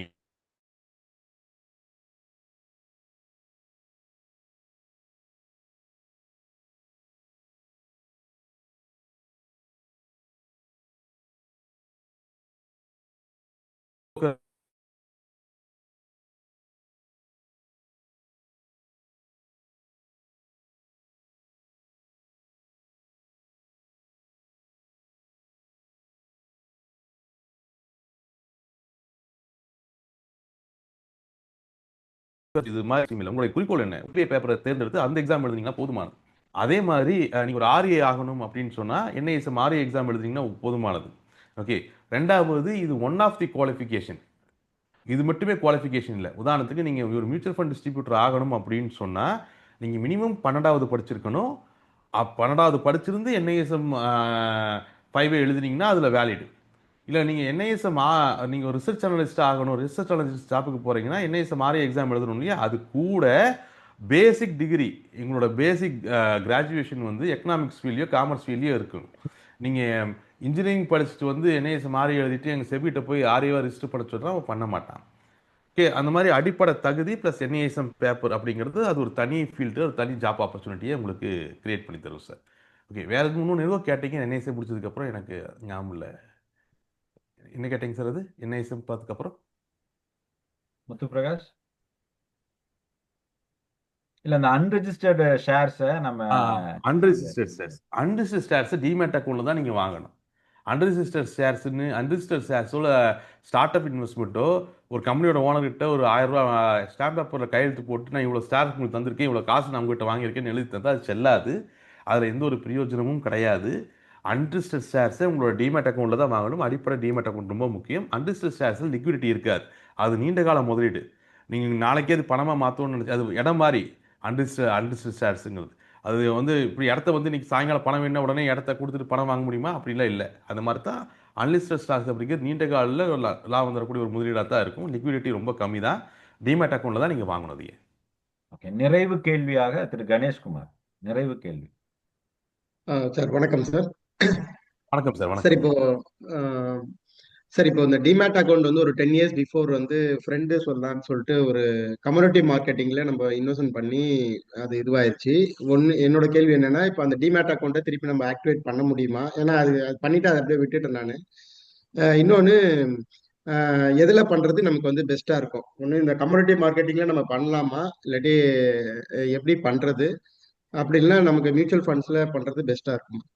ஓகே, ஃபர்ஸ்ட் விஷயம், டிமேட் அக்கௌண்ட் 6 மாதம் நீங்கள் யூஸ் பண்ணால் வச்சுருந்தா ஆட்டோமேட்டிக்காக டோர்மெண்ட் ஆயிரும். அதுக்கப்புறம் அதை நீங்கள் ரீஆக்டிவேட் பண்ணணும். ரீஆக்டிவேட் பண்ணுறது அப்படிங்கிறது அதே ப்ரொசீஜர், உங்களோட ஐடி ப்ரூஃப் அட்ரஸ் ப்ரூஃப்லாம் கொடுத்து மறுபடியும் ரீகேஒய்சி பண்ணி தான் நீங்கள் அதை ஆக்டிவேட் பண்ண முடியும். ஸோ இது ஒரு புதுசாக ஓப்பன் பண்ணுற மாதிரி தான். இந்த டிமேட் அக்கௌண்ட் 6 மாதம் ஆயிடுச்சு அப்படின்னு சொன்னால் அதே ப்ரொசீஜர் தான். பட் நீங்கள் அதில் ஏதாவது ஸ்டாக் கீக்கு இந்த மாதிரிலாம் வச்சுருந்தீங்கன்னா அதை மறுபடியும் ரீஆக்டிவேட் பண்ணிக்கலாம். அப்படி இல்லைன்னா நீங்கள் புதுசாக கூட ஓப்பன் பண்ணிக்கலாம், தப்பு இல்லை. 6 மாதம் தான் அதோடைய காலகட்டம். அதுக்குள்ளே அது யூஸ்ஃபுல்லாக வச்சுருந்தா இதாயிரும், டோர்மெண்ட் ஆயிரும். ரெண்டாவது வந்து கமாடிட்டி மார்க்கெட் அப்படின்னு சொல்கிறது நீங்கள் எம்சிஎக்ஸ் எக்ஸ்சேஞ்சை குறிப்பிடுறீங்க, நான் புரிஞ்சுக்கிறேன். அதில் ட்ரேட் பண்ணுறதுங்கிறது ஆபத்தானது. ஏன்னா எந்த ஒரு பொருளுக்குமே 2 வழிமுறை இருக்கும், 2 வகை இருக்கும். ஒன்று வந்து அண்டர்லைனிங் அசட்டு, இன்னொன்று வந்து அதோடைய டெரிவேட்டிவ். அண்டர்லைனிங் அசட்னா இப்போ தங்கம் அண்டர்லைனிங் அசட்டு, அதனுடைய கால் ஆப்ஷன் ஃபியூச்சர்ஸு இதெல்லாமே வந்து டெரிவேட்டிவ் ப்ராடக்ட். எம்சிஎக்ஸில் டெரிவேட்டிவ் ப்ராடக்ட்டுகள் தான் விற்கும். எம்சிஎக்ஸில் டெரிவேட்டிவ் ப்ராடக்ட்டுகள் தான் விற்கும். அதாவது டெரிவேட்டிவ் ப்ராடக்ட்டுங்கிறது கான்ட்ராக்ட் பேஸ் பண்ணி நம்ம பண்ணக்கூடிய வர்த்தகம். இது ஒரு குறுகிய கால வர்த்தகமாக இருக்கும். இதை நீங்கள் கையாள்னா ரிவார்டு அதிகம், அதே நேரத்தில் இது ரிஸ்க்கும் அதிகம். இதை கையாளுறது அப்படிங்கிறது நீங்கள் ப்ராப்பரான அது எஜுகேஷன் வழியாக போகிறது தான் பெஸ்ட்டு. சும்மா தங்கம் வெள்ளி க்ரூட் ஆயிலில் இன்வெஸ்ட் பண்ணுறேன் அப்படின்லாம் நம்ம போனீங்கன்னா அது மாட்டிக்குவீங்க. ஏன்னா அங்கே வர்த்தகமாகிறது பூராமே டெரிவேட்டிவ் பொருட்கள், அண்டர்லைனிங் அசட் கிடையாது. அப்படின்னா எல்லா பொருளுக்குமே நீங்கள் கான்ட்ராக்ட் தான் போடுவீங்க. ஒன்று ஃபியூச்சர் கான்ட்ராக்ட் போடுவீங்க, இல்லை ஆப்ஷன் கான்ட்ராக்ட் போடுவீங்க. எனக்கு தெரிஞ்சு அதில் கையாளுறீங்க அப்படின்னா ஒரு ப்ராப்பர் எஜுகேஷன் எடுத்துக்கோங்க. எனக்கு ஒரு குறைஞ்சது ஒரு 6 மாதமாச்சும் உங்களுக்கு அந்த புரிதல் வேணும். அது இருந்ததுன்னா நீங்கள் அதை பண்ணிக்கலாம். வேற என்னமோ கேட்டீங்களா? என்ன கேட்டீங்க ரெண்டாவது கேள்வி? இப்போ ஆப்ரேட் பண்றது எளிமையா பண்ண முடியுமாங்கிறதா ரெண்டாவதா கேட்டாருங்க பிரதர். முதல்ல வந்து அது எது நம்பகத்தன்மையானது அப்படிங்கிறத முன்னாடி. ஓகே, முதல்ல டிமேட் அக்கௌண்ட்டுகளை பொறுத்த வரைக்கும் எந்த டிமேட் அக்கௌண்ட் நம்பகத்தன்மையானது அப்படின்னு பார்த்தீங்கன்னா, இந்தியா 1000 ஆக்சுவலாக எனக்கு தெரிஞ்சு ஒரு 150 டிமேட் அக்கௌண்ட் கம்பெனிகளுக்கு மேலே இருக்குது. டிமேட் அக்கௌண்ட் ப்ரொவைட் பண்ணக்கூடிய கம்பெனிகள் இருக்குது. எல்லாமே செபியில் ரிஜிஸ்டர் பண்ணி தான் பண்ண முடியும். ஆனால் நீங்கள் போகிறீங்கன்னா எய்தர் நீங்கள் டாப் பிராண்டுகளை நோக்கி நகருங்க, அப்படி இல்லைன்னா ஒரு 25 வருஷம் இந்த ஃபீல்டு இருக்கக்கூடிய கம்பெனிகள் நோக்கி நகருங்க. இன்றைக்கி நிறையா அட்வர்டைஸ்மெண்ட், ஈவன் யூடியூப் ஓப்பன் பண்ணிங்கனாலே நாங்கள் ஃப்ரீயாக பண்ணித்தரோம் டிமேட் அக்கௌண்ட்டை, அந்த மாதிரியான அட்வர்டைஸ்மெண்ட்டுகள்லாம் நிறையா வருது. ஸோ ஃப்ரீயாக எல்லாம் பண்ணி தந்து அவங்க தொழில் நடத்த முடியாது, அது 10 நாளில் காணாமல் போயிடும். அப்படி இல்லாமல் 25 வருஷமாக இந்த துறையில் இருக்கக்கூடிய டிமேட் அக்கௌண்ட் கம்பெனிகள் ஓப்பன் பண்ணலாம். இல்லைன்னா டாப் பிராண்டுகள் ப்ரொவைட் பண்ணுறாங்க. உதாரணத்துக்கு இந்த டாட்டாவுடைய அப்ஸ்டாக்ஸ் மாதிரி, இல்லை கோட்டாக் செக்யூரிட்டிஸ் மாதிரி, இந்த மாதிரி டாப் பிராண்டுகளில் நீங்கள் டிமேட் அக்கௌண்ட் ஓப்பன் பண்ணிடலாம். அக்கௌண்ட் ஓப்பனிங் லிங்க் இருந்தாலே போதுமானது, பண்ணிக்கலாம். அதே மாதிரி எது நம்பகத்தன்மையானது அப்படின்னு சொன்னால், எதெல்லாம் செபிக்கு கீழே இருக்கிறதோ அதுதான் நம்பகத்தன்மையானது. செபிக்கு கீழே இல்லாத இந்த கிரிப்டோல அல்லது செபியில் ரிஜிஸ்டர் பண்ணாத டிமேட் அக்கௌண்ட்டுகள் ஓப்பன் பண்ணீங்கன்னா உங்களுக்கு நாளைக்கு கேள்வி கேட்கறது கூட இடம் இருக்காது. தயவு செஞ்சு இந்த டெலிகிராம்லலாம் நிறைய மெசேஜ்கள் வருது. அதுவும் இப்போ ஏஐ காலகட்டத்தில் இருக்கும். நான் அப்படியே வீடியோ பார்த்துக்கிட்டு இருக்கேன். திடீர்னு நம்மளோட ஃபைனான்ஸ் மினிஸ்டர் நிர்மலா சீதாராமன் அவர்களே ஃபோன் பண்ணி பேசுகிற மாதிரி இது ஓப்பன் பண்ணுங்க அப்படி இதில் நிறைய லாபம் வரும். இதெல்லாமே ஸ்கேமு. ஸோ ஏஐ காலகட்டத்தில் இது நிறைய நடக்குது. ஸோ 1க்கு 2 தடவை கரெக்டான கம்பெனிகளை டிமேட் அக்கௌண்ட் ஓப்பன் பண்ணணுங்கிறத மட்டும் உறுதிப்படுத்திக்கிங்க. செபிக்கு கீழே ரிஜிஸ்டர் ஆகப்பட்டிருக்கணும். செபிக்கு கீழே ரிஜிஸ்டர் ஆகப்பட்டிருக்கணும். ஆர்பிஐ கீழேயும் அது ரிஜிஸ்டர் ஆகிருக்கணும். டாப் பிராண்டுகளை நோக்கி நகருங்க. ஃப்ரீயாக கொடுக்குறாங்க, சும்மா கொடுக்குறாங்கிறதுக்காக ஏதோ ஒன்று ஓப்பன் பண்ணி மாட்டிக்காதீங்க. மகிழ்ச்சிங்க. ரொம்ப சந்தோஷம். ரொம்ப ரொம்ப அருமை. இந்த நிகழ்ச்சியை இந்த வெல்த் கிளப்பை தொடர்ந்து வழிநடத்தி கொண்டு இருக்கக்கூடிய திரு மிஸ்டர் பூபேஷ் மற்றும் ரமேஷ் அவர்களுக்கு வாழ்த்துக்கள். நிறைவாக அவங்களுடைய ஒரு நிறைவு செய்தியோட நம்ம இந்த நிகழ்ச்சியை அவருக்கு ஒரு நன்றி தெரிவிக்கக்கூடிய ஒரு நிகழ்வாக மாத்தலாங்க. ஸோ நிறைவு செய்தி பூபேஷை தொடர்ந்து ரமேஷ். நன்றி குருஜி. வணக்கம் குருஜி. இந்த வாய்ப்பு கொடுத்த குருஜிக்கு நன்றி. அப்புறம் இன்னைக்கு ஸ்பெஷல் வீக் நம்பர் ஃபர்ஸ்ட்டு. இந்த ஃபர்ஸ்ட் வீக்லேயே நீங்கள் வந்து ஒரு ஃபினான்ஷியல் ஃப்ரீடமாக ஒரு ஃபர்ஸ்ட் ஸ்டெப்பை எடுத்து கொடுத்துருங்க. இது வந்து பார்த்தீங்க அப்படின்னா எங்களோட விஷனை பார்த்தீங்க அப்படின்னா அட்லீஸ்ட் ஒரு 1000 ஃபேமிலியாவது அட்லீஸ்ட் மினிமம் இந்த இயருக்குள்ள ஒரு ஃபினான்ஷியல் ஃப்ரீடமாக கொடுக்குறது அப்படிங்கிறத இந்த வெல்த் கிளப்போட ஒரு பிக்கஸ்ட் கோல்னு வச்சுருக்காங்க. ஸோ அதில் வந்து பார்த்தீங்க அப்படின்னாக்கா இதில் ஃபஸ்ட்டு ஸ்டெப்பு நீங்கள் வந்து ஒரு ஃபினான்ஷியல் ஃப்ரீடம் பற்றி ஒரு டு Z எப்படி ஒரு ஃபினான்ஷியலாக என்ன அப்படிங்கிறத ஒரு ப்ரீஃபாக ஃபண்டுனா என்ன அட்லீஸ்ட் இது வந்து ஒரு டிமேட் அக்கௌண்ட்டுக்கு இவ்வளோ ஒரு ப்ரீஃபாக ஒரு எக்ஸ்ப்ளனேஷன் கொடுத்து அது எப்படி நம்ம எந்த மாதிரி ஸ்டாக்லாம் வாங்கணும் என்ன மாதிரி கம்பெனியில் வாங்கணும்னு சொல்லிட்டு ஒரு பேசிக் ஃபண்டமெண்டலை டீட்டெயிலாக கொடுத்துருக்கீங்க. உங்களோட எக்ஸ்பீரியன்ஸு டோட்டலாக இதில் வந்து எல்லாமே ஷேர் பண்ணியிருக்கீங்க. மிக்க நன்றிங்க சார். இந்த வாய்ப்பை கொடுத்த குருஜிக்கும் நாகரத்னருக்கும் நன்றி. நன்றி எஸ் ரமேஷ். வணக்கம் பிரதர். ஆக்சுவலி பார்த்தீங்கன்னா நம்ம இன்வெஸ்ட்மெண்ட்ஸ்னா நம்மளோட மைண்ட்ல என்ன பிளாக் இருந்ததோ அந்த பிளாக்கை வந்து அப்படியே வந்து சேஞ்ச் பண்ணிட்டீங்க. நம்ம ட்ரெடிஷ்னலாக சொன்ன மாதிரி எஃப்டியோ இல்லை ஆர்டியோ இந்த மாதிரி வந்து கோல்டுலையோ இதில் தான் இன்வெஸ்ட் பண்ணுங்கிற மாதிரி மைண்ட் செட்டில் எல்லாருக்குமே ஒரு இருந்தது. ஆனால் இதையும் தாண்டி இன்னும் பண்ணலாம், அதுதான் ரொம்ப வந்து இன்னும் வந்து உங்களுக்கு உங்களோட ஃபினான்ஷியல் ஃப்ரீடம் வந்து உங்களுக்கு வந்து ஒரு கரெக்டான பாத்து அப்படிங்கிறத வந்து ரொம்ப தெளிவாக ரொம்ப கிறிஸ்பாக சூப்பராக சொல்லுவாங்க. அதை வந்து உங்களை மாதிரியான ஆளுமைகள் வந்து இந்த வெல்த் கிளப்ல வந்து நாங்கள் வந்து கண்டினியூஸாக பண்ணும்போது எங்களோட மெம்பர்ஸும் இப்போ நாங்களுமே வந்து மேல நெக்ஸ்ட் லெவல் மூவ் ஆகிறதுக்கு உண்டான ஒரு பெரிய வாய்ப்பு கொடுத்ததுக்கு ரொம்ப ரொம்ப நன்றி. இந்த வாய்ப்பை ஏற்படுத்த குருஜிக்கும் எங்களோட வெல்த் கிளப் சார்பாக நாங்கள் வந்து நன்றி தெரிவிச்சுக்கோம். தேங்க்யூ. நன்றி நன்றி நன்றி நன்றிங்க. ஸோ நிறைவு செய்தி நாகராஜ் பிரதர், உங்களுடைய நிறைவு செய்தியோட நிகழ்ச்சியில் நன்றி உரை சொல்ற கடமைப்பட்டிருக்கோம். Your last view. First of all வந்து இன்வெஸ்ட்மெண்ட்டுகளில் வாய்ப்புகள் அதிகமாக இருக்குது. அதில் எந்த விதமான குழப்பமும் கிடையாது. ஆனால் சமீப காலகட்டங்களில் நிறைய ஸ்கேமுகளுமே அதை சுற்றி நடந்துகிட்டு தான் இருக்குது. ஸோ அதனால் எந்த ஒரு இன்வெஸ்ட்மெண்ட்டை கையாளுறதுக்கு முன்னாடியுமே ஈவன் நீங்கள் இடம் வாங்குறதுக்கு உட்காந்திங்கனாலும் கூட அதுலேயும் ஸ்கேம் நடக்குது. சென்னைக்கு மிக அருகில்னு காஞ்சிபுரத்தில் தான் இன்றைக்கி இடம் விற்றுக்கிட்டு இருக்கான். ஸோ ஸ்கேம்ஸ் அப்படிங்கிறது ஒரு பெரிய அங்கமாக இருந்துக்கிட்டு இருக்குது இந்த இன்வெஸ்ட்மெண்ட் துறையில். ஸோ இதை கையாளுறது அப்படிங்கிறது ரொம்ப கேர்ஃபுல்லாக கையாளுங்க. அவசரப்படாதீங்க. யாரோ ஒருத்தர் 500% 600% லாபம் இந்த மாதிரியான அட்வர்டைஸ்மெண்ட்டுகளோ இந்த மாதிரியான அறிவிப்புகளோ பார்த்துட்டு ஏதோ ஒரு குரூப்பில் ஜாயின் பண்ணிவிட்டு ஏதோ ஒரு இன்வெஸ்ட்மெண்ட்ஸை பண்ணிவிட்டு அப்புறம் 10 நாளில் பணம் காணாமல் போயிருச்சுன்னு போலீஸ் ஸ்டேஷனுக்கு முன்னாடி நிற்கிறதெல்லாம் எந்த ஒரு பிரயோஜனமும் கிடையாது. இன்வெஸ்ட்மெண்ட் பண்ணுறதுக்கு முன்னாடி 1க்கு 2 பேர்த்திட்ட கேட்டு ஸ்கேம்களை தவிர்த்து ஒரு நல்ல இன்வெஸ்ட்மெண்ட்ஸ் நோக்கி பண்ணுங்கள். அந்த தங்கம் இடம் இதெல்லாத்தையும் தாண்டி வெவ்வேறு வழிகளில் யோசிங்க. நீங்கள் இன்னுமே எத்தனை வருஷத்துக்கு இந்த தங்கம் ரிசர்வ் அசட்டாகவே இருக்கும் அப்படிங்கிறது சொல்ல முடியாது. இதில் எத்தனை வருஷத்துக்கு ஏன்னா நிறைய பேர் இன்னுமே என்ன நினச்சிக்கிட்டு இருக்காங்கன்னா தங்கம் எவ்வளோ இந்தியா பேங்கில் எவ்வளோ தங்கம் இருக்கோ அதுக்கு தகுந்த மாதிரி தான் நாடு பணம் அடிக்க முடியும்னு நினச்சிக்கிட்டு இருக்காங்க. அந்த பழக்கமெல்லாம் 1970களோட முடிச்சு போச்சு. 1970க்கு அப்புறம் தங்கத்தை பேஸ் பண்ணியெல்லாம் பணம் அடிக்கிறது இல்லை. இன்றைக்கி பணத்தை ஒரு நாடு எவ்வளோ வேணாலும் தன்னால் அடிச்சிக்க முடியும். தங்கம் ரிசர்வ் அசட் கிடையாது. ஓகே, ஸோ நிறைய ஆல்டர்னேட்டிவ் இன்வெஸ்ட்மெண்ட்ஸுகளையும் யோசிக்க வேண்டிய கட்டாயத்தில் இருக்கோம். நம்ம அதை நோக்கி யோசிங்க, தெளிவாக பண்ணுங்கள், ஸ்கேம்களை தவிர்த்து பண்ணுங்கள். மிக்க நன்றி இந்த வாய்ப்புக்கு. ஏன்னா இந்த வாய்ப்பை பொறுத்த வரைக்குமே திரு சசிகுமார் குருஜி அவர்கள் வந்து நேற்று கூப்பிட்டாரு. உண்மையாலுமே நான் இது அருமையான வாய்ப்பாக பார்க்குறேன். மேலும் இந்த மாதிரியான வாய்ப்புகள் கிடைக்கும்போது நம்ம கூட மறுபடியும் உரையாடுறேன். நன்றி நன்றி நன்றி சார். எல்லாருக்கும் நன்றி. நன்றி பிரதர், நன்றி. இது நம்மளுடைய மக்களுடைய விழிப்புணர்வில் விசாலப்படுத்துவதற்கான ஒரு முயற்சி தான். இது எங்களுடைய ஒரு தீவிரமான ஒரு முயற்சி. அந்த முயற்சியில உங்களுடைய பங்கு, நீங்க தான் இந்த நிகழ்ச்சியை முதல் துவங்கி வச்சிருக்கீங்க. ஆக்சுவலா இந்த இந்த guest role on Saturday master class செஷனுங்கிறத நீங்க தான் துவக்கி வச்சிருக்கீங்க. உங்களுடைய துவக்கம் இந்த மக்களிடையே எல்லா வளங்களும் பெறுவதற்கான ஒரு விழிப்புணர்வை தீவிரமாக விதைப்பதற்கு இந்த இயற்கை வழிவகட்டும். குரு அருள், இறையருள், தாய் தந்தையரோட அருள் இன்னைக்கு எல்லாருக்கும் இருக்கட்டுங்க. ரொம்ப உங்களுடைய நேரத்திற்கு நன்றி. இங்க பங்கேற்ற பங்கேற்பாளர்களுக்கு நன்றி. இதை ஒருங்கிணைத்து வழிநடத்தி கொண்டிருக்கக்கூடிய ரமேஷ் மற்றும் பூபேஷ் அவர்களுக்கு நன்றி. எல்லாம் வல்ல இயற்கை, எல்லாம் வல்ல பிரபஞ்சம் உங்களுக்கு எல்லா வளங்களையும் கொடுத்து 16 செல்வங்களும் பெற்று பெருவாழ்வு வாழ குருவின் பாதம் தொட்ட பிரார்த்தனை முன்வைக்கிறேங்க. உங்கள் அனைவரினுடைய நியாயமான நேர்மையான எண்ணங்களும் ஆசைகளும் செயற்கூடட்டும், செயற்கூடட்டும், செயற்கூடட்டும். வாழ்க வளமுடனும், வாழ்க விழிப்புடனும். மீண்டும் அடுத்த வகுப்பில் சந்திப்போம். நன்றிங்க. நன்றி.